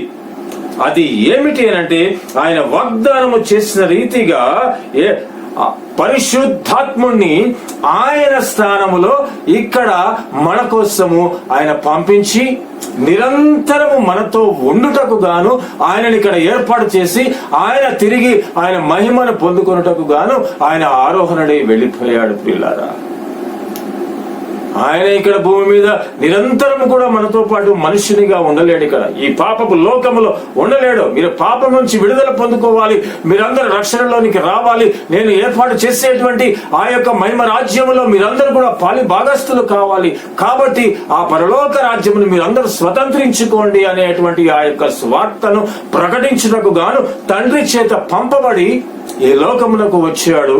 వచ్చినటువంటి ఆ యొక్క కార్యమును ఆయన ముగించుకొని తిరిగి అక్కడికి వెళ్ళాడు. వెళుతూ మనల్ని మరి ఎందుకు ఎలాగ వదిలేసి వెళ్ళిపోతాడు ఆయన? మన బాధ్యతను మరి ఎవరు తీసుకుంటారు? ఆయన లేనటువంటి తరుణములో మనల్ని ఎవరు కాపాడుతారు? మరి ఇంతకాలం కూడా ఈ యొక్క 2-3 మాసములుగా మనము ఈ యొక్క కరోనా వైరస్ ప్రభావంలో ఉండి మనమందరం కూడా లోకమంతా కూడా ప్రపంచమంతా కూడా దీని చేత బాధింపబడుతూ ఉన్నటువంటి తరుణంలో ఆయన బిడలమైనటువంటి మనల్ని, ఆయనను విశ్వసించినటువంటి వారిని అందరినీ మరి ఎవరు కాపాడుతూ వస్తున్నాడు? కేవలం పరిశుద్ధాత్ముడే. మనము చేసేటువంటి చిన్న చిన్న ప్రార్థనల వల్ల మనము చేయవలసినటువంటి తరుణంలో మనము చేయలేకపోయినప్పటికీ కూడా ఈ మనము దీనికి ఎలాగ గురైపోతామని భయపడిపోయి దేవా మమ్మలను తప్పించు, దేవా మాకు రాకుండా చెయ్యి, మాకు ఈ వైరస్ రాకుండా నీవు మాకు తోడుగా ఉండు అని మనము చేసినటువంటి ఆ చిన్న చిన్న ప్రార్థనలే ప్రతి విశ్వాసి ప్రతి అవిశ్వాసి కూడా ఎవరైతే హృదయపూర్వకముగా ఆ ప్రార్థనలు చేశారో మరి ఆ ప్రార్థనలు బట్టి అనేక మంది విశ్వాసులకు, ఈ ప్రపంచంలో ఉన్నటువంటి అనేక మంది విశ్వాసులకు ఎవరికి కూడా ఈ వైరస్ అనేటువంటిది సోకకుండా కాపాడినటువంటి వాడు ఈ యొక్క పరిశుద్ధాత్మ దేవుడు. అందుకనే మనల్ని ఆ విధంగా కాపాడుటకు గాను ఆ పరిశుద్ధాత్మని ఈ లోకములోనికి ఆయన పంపించి ఉన్నాడు. అంతేకాకుండా మనలో ఉన్నటువంటి ఈ యొక్క అంతరంగ పురుషుడు లేక మన లోపల ఉన్నటువంటి ఆ మాలిన్యాన్నంతటినీ కూడా తీసివేసి పరిశుభ్రపరిచేటువంటి రీతిలో మనల్ని ఇక్కడ కాపాడుటకు గాను ఆ పరిశుద్ధాత్ముని ఈ లోకములోనికి ఆయన స్థానములో ఆయనని ఇక్కడికి పంపించి ఉన్నాడు. పిల్లారా, ఆయన చేసినటువంటి వాగ్దానమును ఆయన నెరవేర్చి ఉన్నాడు. మరి పరిశుద్ధాత్ముడు ఎప్పుడు వచ్చాడు ఈ లోకంలోనికి? ఆయన ఆరోహణుడై వెళ్ళిన తర్వాత 10 రోజులకు పరిశుద్ధాత్ముడిని ఈ లోకములోనికి పంపించాడు. ఆయన అప్పుడు పరిశుద్ధాత్ముడు దిగి వచ్చాడు. 10 దినముల తర్వాత, అనగా ఆయన పునరుద్ధానుడైన తర్వాత 50 దినములకు పరిశుద్ధాత్ముడు వచ్చాడు. అందుకే దానిని పెంతెకొస్తు దినముగా, పెంతెకొస్తు పండుగగా దానిని మనం ఆచరిస్తూ ఉంటాం. వచ్చే ఆదివారము అది పెంతెకొస్తు ఆదివారముగా మనం ఆచరిస్తుంటాం ప్రియులారా. కాబట్టి ఈ యొక్క ఆరోహణకు, క్రీస్తు ప్రభువారి యొక్క ఆరోహణను బహు ప్రముఖమైనటువంటి, ప్రాధాన్యత సంతరించుకున్నటువంటి ఆరోహణగా క్రైస్తవ లోకం భావిస్తూ ఉండాలి అనేటువంటి దానిని ఇక్కడ మనం గమనించాలి. బహు ప్రాముఖ్యమైనటువంటి విషయాలు, చిన్న చిన్న మైన్యూట్ పాయింట్స్ ఇక్కడ మనం గమనించాలి. వీటిని మనము కొద్దిగా మనం విస్మరిస్తుంటాం. దీనిని ప్రక్కన పెట్టి మిగతా విషయాలన్నీ కూడా ధ్యానం చేస్తుంటాం. అది ఏమిటి అనంటే, క్రీస్తు ప్రభు వారు ఆయన తిరిగి వెళ్లిపోయే ముందు, అనగా ఆరోహణుడైపోయి వెళ్లిపోయే ముందు ఆయన ఒక గొప్ప ప్రసంగం అక్కడ చేయవచ్చును శిష్యులకి. వాళ్ళందరినీ ఎక్కడికి తీసుకొని వెళ్ళాడు? బేతనీకి తీసుకొని వెళ్ళిపోయాడు. ఆ యొక్క యెరూషలేము దగ్గర ఉన్నటువంటి ఆ ఒలీవల కొండ, ఆ ఒలీవల కొండ దగ్గర ఉన్నటువంటి ఆ బేతనీయ గ్రామంలో అక్కడికి తీసుకుని వెళ్ళిపోయాడు. అక్కడ నుంచి వారు అక్కడికి వెళ్లి ఒలీవల కొండ దగ్గర వారిని నిలబెట్టి అప్పుడు వారిని ఆశీర్వదించి ఈయన పైకి ఎగసి వెళ్ళిపోయాడు. బేతనీయ అనగా అర్థం ఏంటండి? బేతనీయ అనగా శ్రమల గృహము. అనగా మనము క్రీస్తు ప్రభు వారి యొక్క మహిమను మనం పొందుకోవాలి అంటే, క్రీస్తు ప్రభు వారి యొక్క మహిమను మనము చూడాలంటే ఆ బేతనీ నుంచి మనము చూడాలి. అనగా శ్రమల గృహము నుంచి మనము చూస్తేనే కానీ ఆ యొక్క మహిమను మనం చూడలేము. అందుకని ఆయన బేతనీయ నుంచి ఆయన ఆరోహణుడే వెళ్ళిపోయినట్లుగా చూపిస్తున్నాడు. శ్రమల నుంచి మహిమ, శ్రమల నుంచే మనం మహిమ పొందుకుంటాం ప్రియులారా. అందుకని ఆయన ప్రత్యేకంగా బేతనీయకు వారిని తోడుకొని పోయి అక్కడ వారికి చెప్పవలసినటువంటి మాటలు చెప్పి ఆయన ఆశీర్వదిస్తూ ఆయన వెళ్ళిపోయాడు. అటువంటి తరుణంలో ఆయన గొప్ప ప్రసంగం చేయవచ్చును. వెళ్ళిపోయేటప్పుడు ఫేర్వెల్ అడ్రస్ అనేటువంటిది ఉంటుంది కదా. ఎవరైనా రిటైర్ అయిపోతూ ఉంటే ఆయనకి చక్కనైనటువంటి సన్మానం చేసిన తర్వాత వారిని పిలిచి ఆ ఫేర్వెల్ వర్డ్స్ ఇమ్మని చెప్పేసి అని అంటారు. వారు వచ్చి వారి జీవితంలో కలిగినటువంటి ఆ యొక్క విషయాలన్నిటినీ, వారి యొక్క అనుభవాలన్నింటినీ కొంత లెక్చర్ చెప్తూ వారు కొన్ని మాటలు పలుకుతారు. మరి ప్రభు వారు కూడా అలా చేయొచ్చు కదా, ఫేర్వెల్ అడ్రస్ ఇవ్వచ్చు కదా. అంతగా చేయలేదు ఆయన. డైరెక్ట్ గా ఆయనకు తెలుసు, he knew he was leaving, ఆయన వెళ్ళిపోతున్నాడు అనేటువంటిది ఆయనకు తెలుసు. కానీ ఇక్కడ వీరికి ఇంకా సంపూర్తిగా అర్థం కావడం లేదు. వారిని విడిచి వెళ్లిపోవలసినటువంటి సమయం వచ్చిందని వారితో కొన్ని మాటలు పలకవచ్చును. కొన్ని మాటలు పలికాడు, కానీ పెద్ద ప్రసంగం అయితే ఆయన చేయలేదు. అంతకు ముందు చేసినట్లుగా, ఈ లోకంలో ఉన్నప్పుడు ఆయన చేసినట్లుగా ఆయన ఉపమానాలతోటి వీటితోటి ఏది కూడా ప్రసంగాలు చేయలేదు. కానీ he didn't use words, but he used an action. ఆయన ఒక క్రియను అక్కడ చేసి చూపిస్తూ ఉన్నాడు, ఒక పనిని చేసి చూపిస్తున్నాడు. ఆయన మాటలను ఎక్కువగా వాడలేదు, కానీ ఒక క్రియను అక్కడ చేసి చూపిస్తూ ఉంటున్నాడు. హిస్ ఫైనల్ యాక్ట్ వాజంట్ ఎ స్పీచ్, ఒక గొప్ప ప్రసంగమైనది కాదు. కానీ ఆ యాక్షన్ ఏమిటి అని అంటే, ఇట్ వాజ్ అ బ్లెస్సింగ్. అది ఆశీర్వాదము, బహు గొప్పదైనటువంటిది, బహు గొప్పదైనటువంటిది. ఆయన కేవలము ఆయన వెళ్ళిపోయేటప్పుడు ఆయన ఆశీర్వాదము, చేతులెత్తి వారిని ఆశీర్వదించుచుండగా అనేటువంటి మాట. ఒక గొప్ప కార్యం అక్కడ చేస్తున్నాడు, గొప్ప కార్యం ఇది. ఈ ఆశీర్వాదం అనేటువంటిది ఆ శిష్యులను, శిష్యుల జీవితాలను, ఆ శిష్యులతో పాటు ప్రపంచం యావత్తును కూడా మర్చివేసింది. చిన్న చిన్న మాటలు ఉన్నప్పటికీ కూడా ఈ యొక్క రచయిత, ఈ సువార్త యొక్క రచయిత అనగా లూకా, మార్కు గారు, వీరు ప్రత్యేకంగా ఈ మాటలు కంటే కూడా వారి యొక్క క్రియలను, ఆయన చేసినటువంటి ఆ యొక్క పనిని ఆయన బహుగా ఎక్కువగా దానిని వీరు ప్రత్యేకించి మనకి చూపిస్తూ ఉన్నారు. ఆయన చక్కగా చేతులెత్తి ఆశీర్వదించుచుండగా, ఆశీర్వాదం ఎలాగే వచ్చింది? ప్రభు బహుశా చెయ్యాలనుకుంటే కూడా గొప్ప ప్రసంగము చేయొచ్చు, లేకపోతే అక్కడ ఉన్నటువంటి వారు కొద్దిమంది, స్మాల్ బంచ్ ఆఫ్ పీపుల్, ఆ శిష్యులు మట్టుకే అక్కడ ఉన్నారు. వారిని ఆశీర్వదించాలంటే ఒక్కొక్కరి దగ్గరికి వచ్చి ఫేర్వెల్ చెప్పుకుంటే ఎలా చేస్తే అమ్మ వెళ్ళొస్తా వాళ్ళ తలల మీద చేతులు పెట్టి ఆశీర్వదించి వెళ్ళవచ్చు. కానీ ఆయన అలాగే చేయలేదు. ఆ విధంగా చేయకుండా, అందరూ అనుకున్నట్టు రీతిగా కాకుండా ఆయన చేతులెత్తి ఆశీర్వదిస్తూ వెళ్ళిపోయాడు. ఆ విధంగా ఆశీర్వదించడంలో కలిగినటువంటి ఉద్దేశము ఏమిటి అని అంటే, ఆయన శిష్యులను మాత్రమే కాకుండా ఆ శిష్యుల చుట్టూ ఉన్నటువంటి ఆ యొక్క పరిసర ప్రాంతాన్ని, అనగా ఈ లోకము యావత్తుని, వారితో పాటు మనల్నందరినీ కూడా ఆయన ఆశీర్వదిస్తూ వెళ్ళిపోయాడు. ఇది ఆయన యొక్క ఆశీర్వాదంలో ఉన్నటువంటి గొప్ప విశిష్టత. ఆయన చేతులను దించలేదు. అలాగే చేతులను ఎత్తి పట్టుకొని ఆయన వెళ్ళిపోయాడు. చేతులు దించవా ప్రభు? నీ చేతులు నొప్పి పెట్టవా? ఎంతసేపు అలాగుంటావు? నీవు చూపించేటువంటి, నీవు ఎత్తినటువంటి చేతులలో మేము మా పాపముల కొరకు కొట్టబడినటువంటి ఆ యొక్క నీ చేతులకు కొట్టబడినటువంటి శీలలతో కొట్టబడిన చేతులు మాకు కనబడతా ఉన్నాయి. నువ్వు రిక్త హస్తాలతో వచ్చావు. ఇవో రక్తసిక్తమైనటువంటి హస్తాలతోటి నీవు వెళ్ళిపోతున్నావు ప్రభు. నీ చేతులలో గాయాలు మేము చూస్తున్నాము. ఆ గాయముల వలన, మేము చేసినటువంటి పాపపు పనుల వలన నీకు చేతులు నొప్పి పెట్టడం లేదా ప్రభు? లేదు, నా చేతులు ఎన్నడూ కూడా నొప్పి పెట్టవు. మరి యేసుక్రీస్తు ప్రభు వారు మరి ఎత్తినటువంటి ఆ చేతులు దించాడా? ఇప్పటి వరకు దించాడా? దించలేదు. ఆయన చేతులు దించితే ఏమవుతుంది? చేతులు దించితే సంఘం అనేటువంటిది ఓడిపోతుంది. ఆయన ఏర్పాటు చేసుకున్నటువంటి ఈ యొక్క సంఘం అనేటువంటిది ఓడిపోకూడదు. ఈ సాతానుతో జరిగేటువంటి ఆ యొక్క యుద్ధములో ఆ సంఘం ఓడిపోకూడదు. కావున ఆయన చేతులెత్తి ఆయన ఆశీర్వదిస్తూనే ఉన్నాడు. అదే శిష్యుల కళ్ళల్లో నిలిచిపోయినటువంటి కమనీయమైనటువంటి దృశ్య కావ్యం. వారి లాస్ట్కి ఇవ్వబడినటువంటి ఆ గ్లిమ్స్ అదొకటే, అదే వారి మైండ్ లో ఉండిపోయింది. యేసుక్రీస్తు ప్రభు వారు ఆశీర్వదిస్తూనే ఉన్నాడు. చేతులు దించితే ఏమవుతుంది? ఓడిపోతుంది సంఘము. సంఘం ఓడిపోవడం వల్ల యుద్ధములో ఎవరు విజయం సాధిస్తారు? సాతానుడు విజయం సాధిస్తాడు. సాతాను విజయం సాధించకూడదు.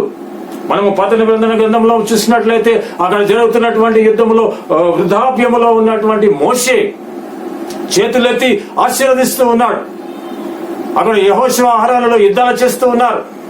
ఈయన చేతులెత్తి ఆశీర్వదించినప్పుడు, అలాగే ఎత్తి పట్టుకున్నప్పుడు యుద్ధం గెలుస్తా వస్తున్నారు. ఈయనకు చేతులు బరువెక్కి చేతులు దించగానే యుద్ధం ఓడిపోతున్నారు.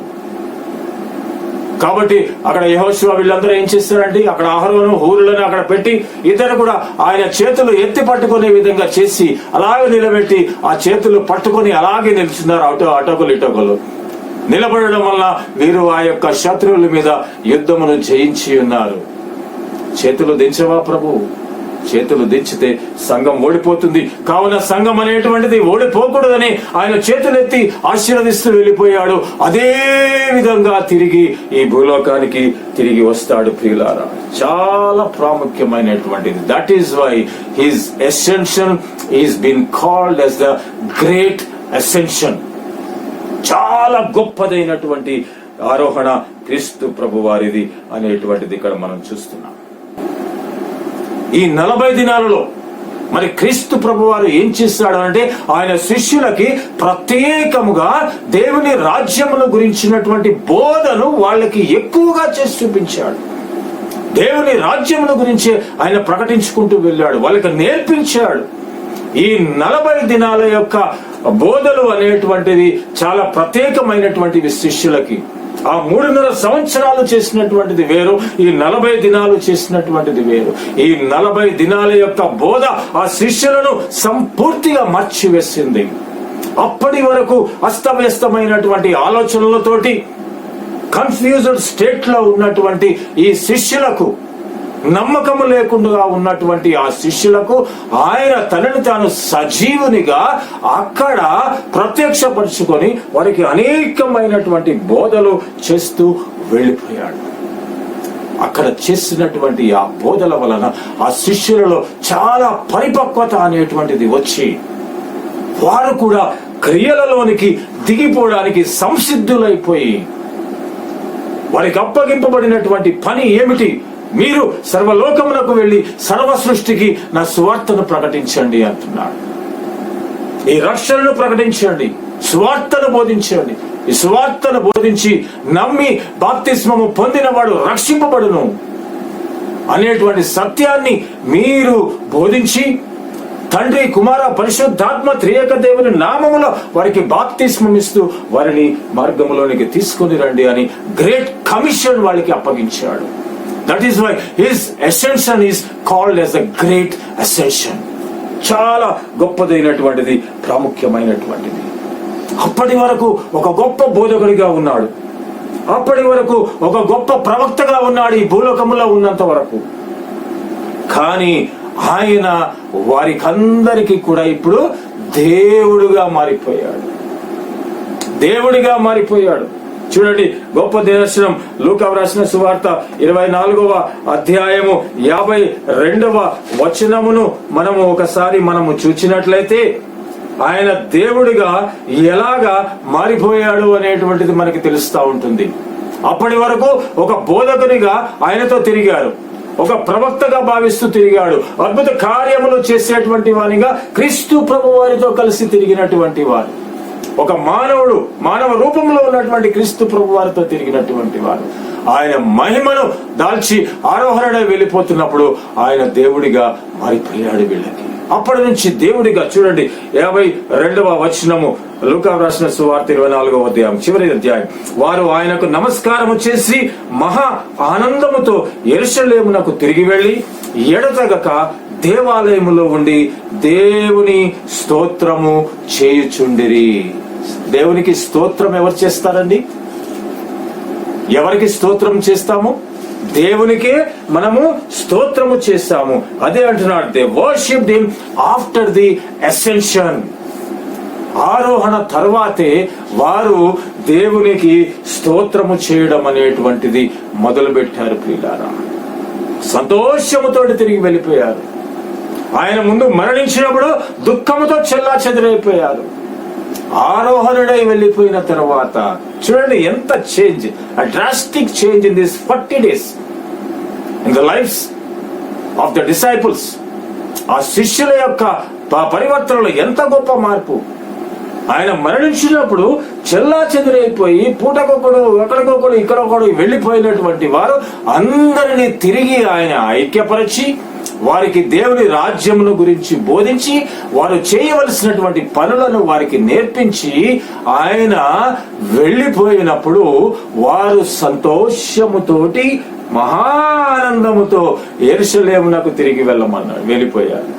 యెరూషలేమునకు ఎందుకు వెళ్ళారు? కృష్ణ ప్రభువు చెప్పారు, ఆయన పరిశుద్ధాత్ముడు వచ్చే వరకు మీరు వెళ్ళి ముందు అక్కడ యెరూషలేములో వెయిట్ చేయండి, ఆయన వచ్చి మీకేం చేయాలో ఆయన చెబుతాడు, అప్పుడు మీరు వెళ్ళి మీ పనులు చేసుకోండి అని చెప్తాడు. అందుకనే వారు వెళ్ళి అక్కడ యెరూషలేములోనికి వెళ్ళి దేవునికి స్తోత్రము చేయుచుండిరి. కాబట్టి ప్రియులారా, ఆయన యాక్చువల్ గా అయితే ఆ మరణమును జయించి తిరిగి లేచిన తర్వాత అందరినీ అక్కడ పిలుచుకొని అందరికి కనబడేసి, ఇదిగో నేను చెప్పిన ప్రకారం నేను పునరుద్ధరణైపోయాను, 3 దినమున నేను లేస్తానన్నాను కదా, లేచిపోయాను, ఇదిగో లేచాను, కాబట్టి నేను మళ్ళీ తిరిగి నా తండ్రి ఇంటికి వెళ్ళిపోతున్నానని చెప్పి అందరికి బాయ్ బాయ్ చెప్పి ఆయన వెళ్ళిపోవచ్చు. కానీ అలాగ చేయలేదు. 40 దినాలు ఈ భూమి మీద ఉన్నాడు. ఈ 40 దినాలు ఈ క్రైస్తవ లోకానికంతటికి కూడా చాలా ప్రాముఖ్యమైనటువంటిది. కంటి చింతకు ఆయన చేరిపోయాడు. అంతేకాకుండా ఆయన యొక్క ఈ ఆరోహణ అనేటువంటిది దేవుని యొక్క అద్వితీయమైనటువంటి శక్తి అనేటువంటిది మనకి ఇక్కడ కనబడతా ఉంటుంది. అంతేకాకుండా ఈ యొక్క ఎసెన్షియల్ లో ఉన్నటువంటి గొప్ప ప్రాముఖ్యమైనటువంటి విషయం, ఈ ఆరోహణ అనేటువంటిది ఏమి మనకి చూపిస్తూ ఉందనంటే, ఆయన తిరిగి మరణించుటకు ఆయన పునరుద్ధానుడు కాలేదండి. This is the secret of that. ఆయన తిరిగి మరణించుటకు పునరుద్ధానుడై ఇక్కడ ఉండిపోలేదు. ఆయన ఆరోహణుడై వెళ్ళిపోయాడు. ఎందుకు వెళ్ళిపోయాడు అని అంటే, he want to live for ever. ఆయన నిత్యము జీవించుటకు గాను ఆయన సజీవుడిగా తిరిగి పరలోకానికి వెళ్ళిపోయాడు. ఈ భూమి మీద ఉంటే తిరిగి మరణించవలసి వస్తుంది. లాజరు చనిపోలేదా? లాజరు లేచాడు కదా, క్రీస్తు ప్రభువారే లేపాడు. లేపిన తర్వాత లాజరు లేచాడు, ఉన్నాడు, గొప్ప పరిచర్య చేశాడు. తిరిగి అతను కూడా మరణించాడు. ఈ భూమి మీద ఉంటే మరణించవలసింది వస్తుంది.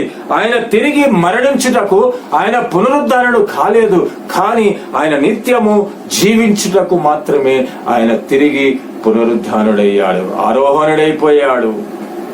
ఆయన ఆరోహణ ఏమిటి అనంటే, ఆరోహణలో ఉన్నటువంటి ప్రత్యేకత ఏమిటి అనంటే, ఆయన నిన్ను నన్ను కాపాడుటకు గాను, నీకు నాకు స్థలము సిద్ధపరచుటకు గాను, ఆయన తండ్రి ఇంట ఏర్పాటు చేసినటువంటి ఆ యొక్క గొప్ప నివాస స్థలములలో నీకు నాకు స్థలమును ఇప్పించుటకు గాను ఆయన సజీవుడుగా తండ్రి చెంతకు చేరాడు.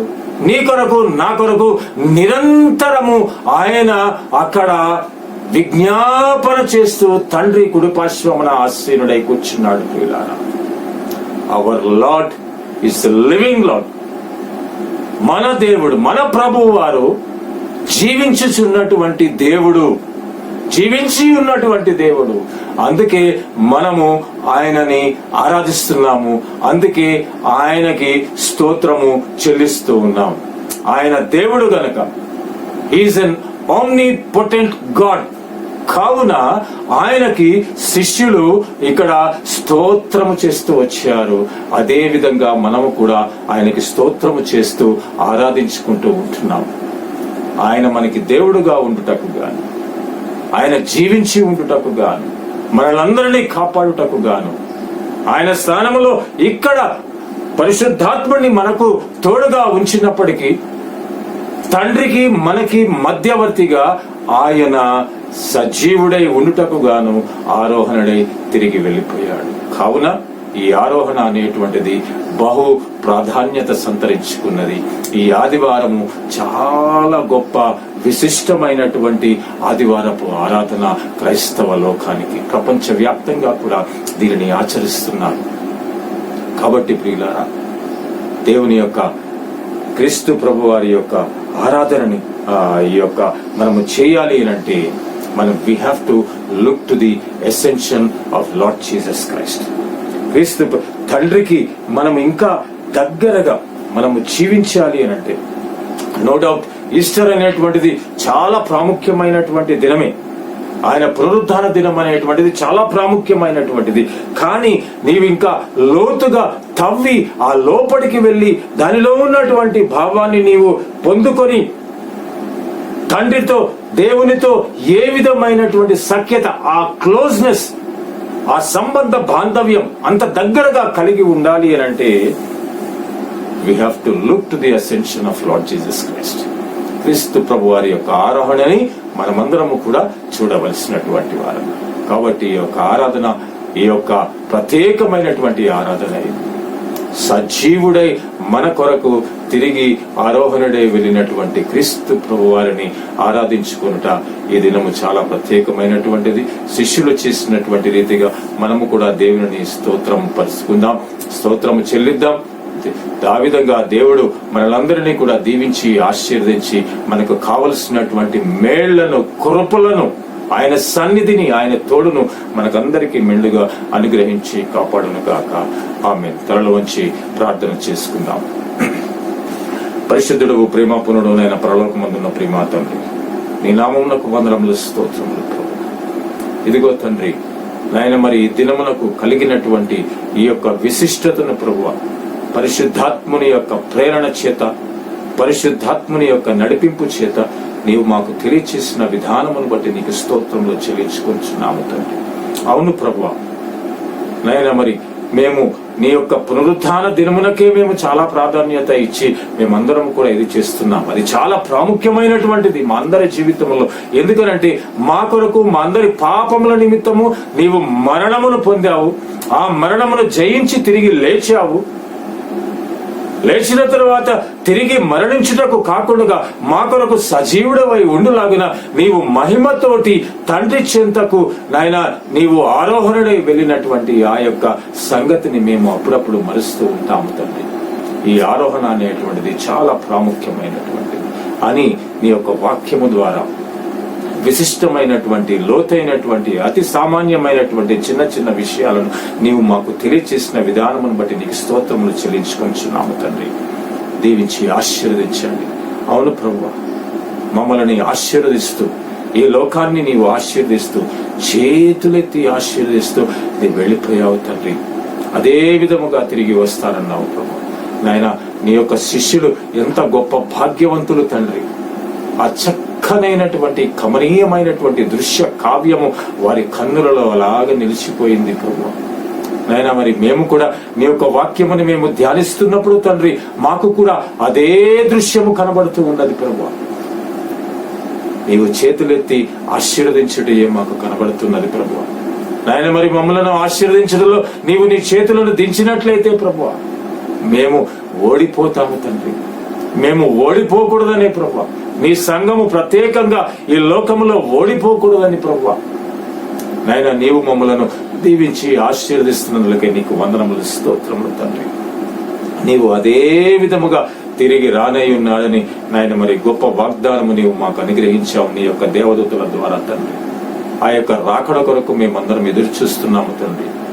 నాయన, మేము మామూలుగా ఫిజికల్ గా మేము ఎదురు చూడడం కాకుండా ప్రభు, నాయన మరి స్పిరిచువల్ గా, ఆధ్యాత్మికంగా నాయన మరి మేమందరం ఎదురు చూస్తూ ఉండే విధముగా మాకు సహాయం చేయమని, నీ కృపలను, ఆశీర్వాదములను ప్రతి ఒక్కరికి నీవు అనుగ్రహించమని వేడుకొంచున్నాము తండ్రి.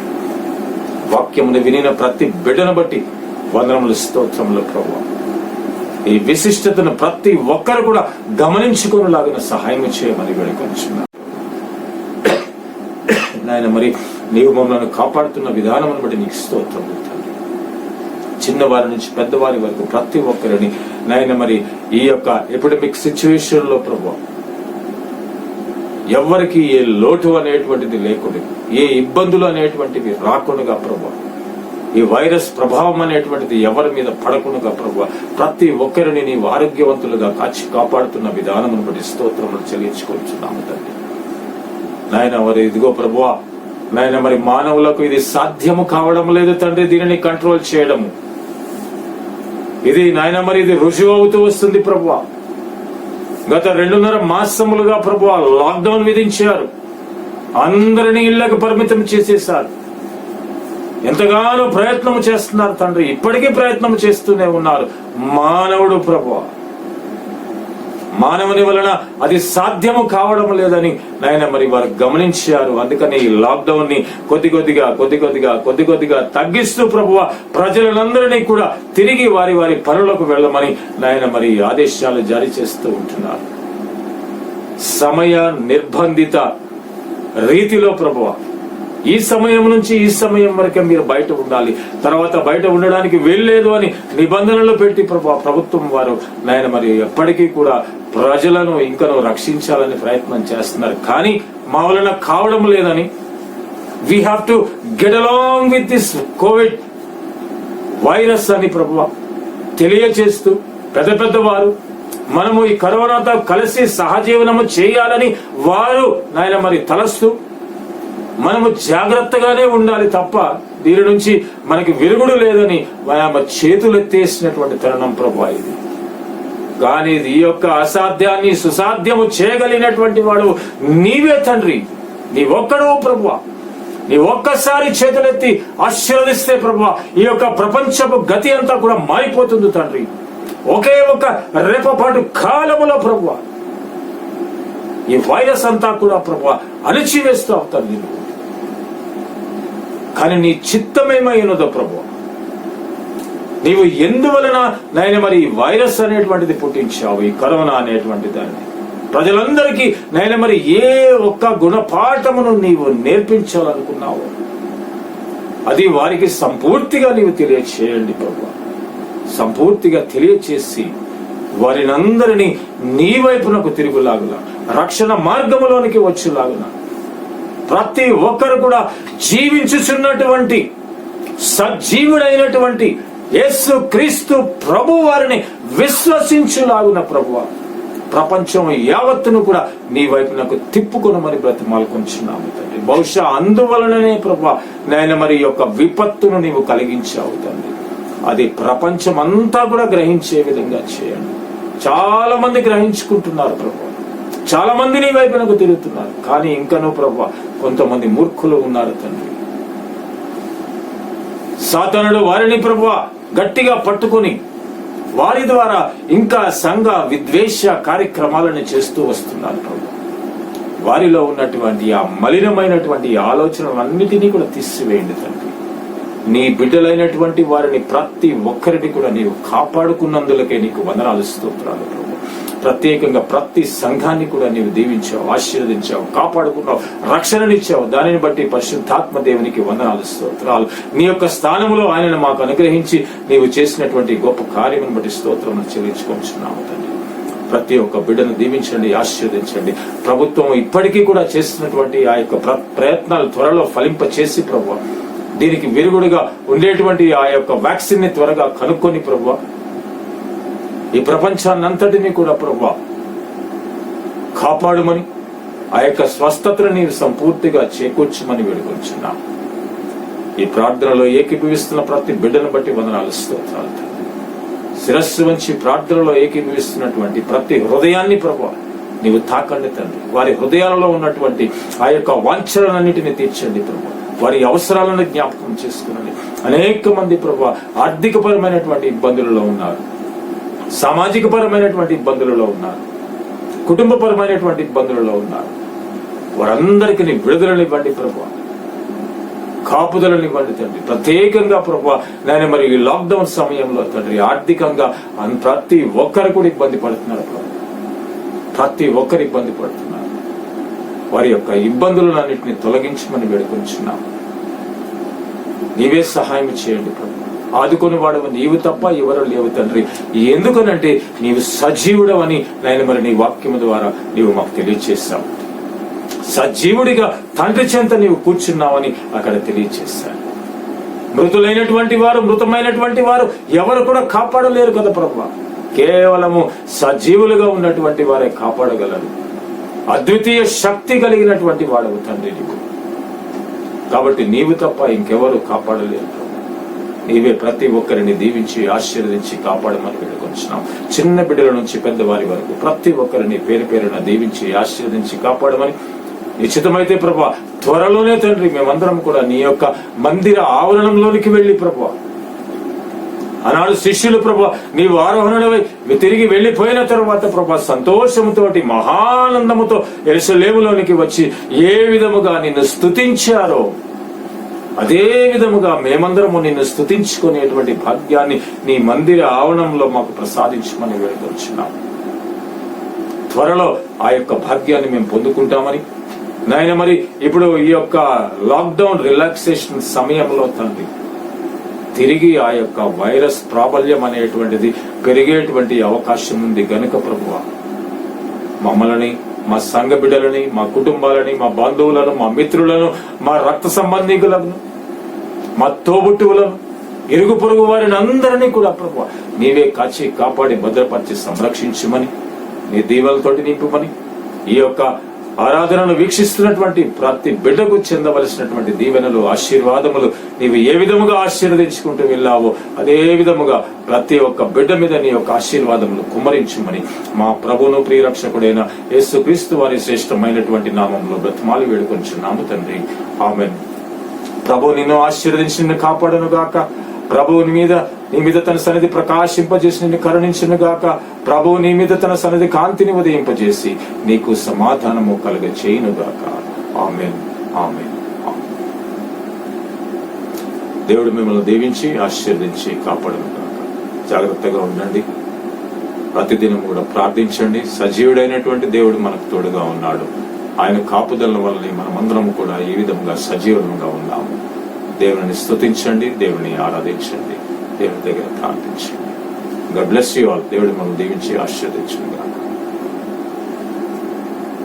ఆశీర్వాదంబుల్ మా మీద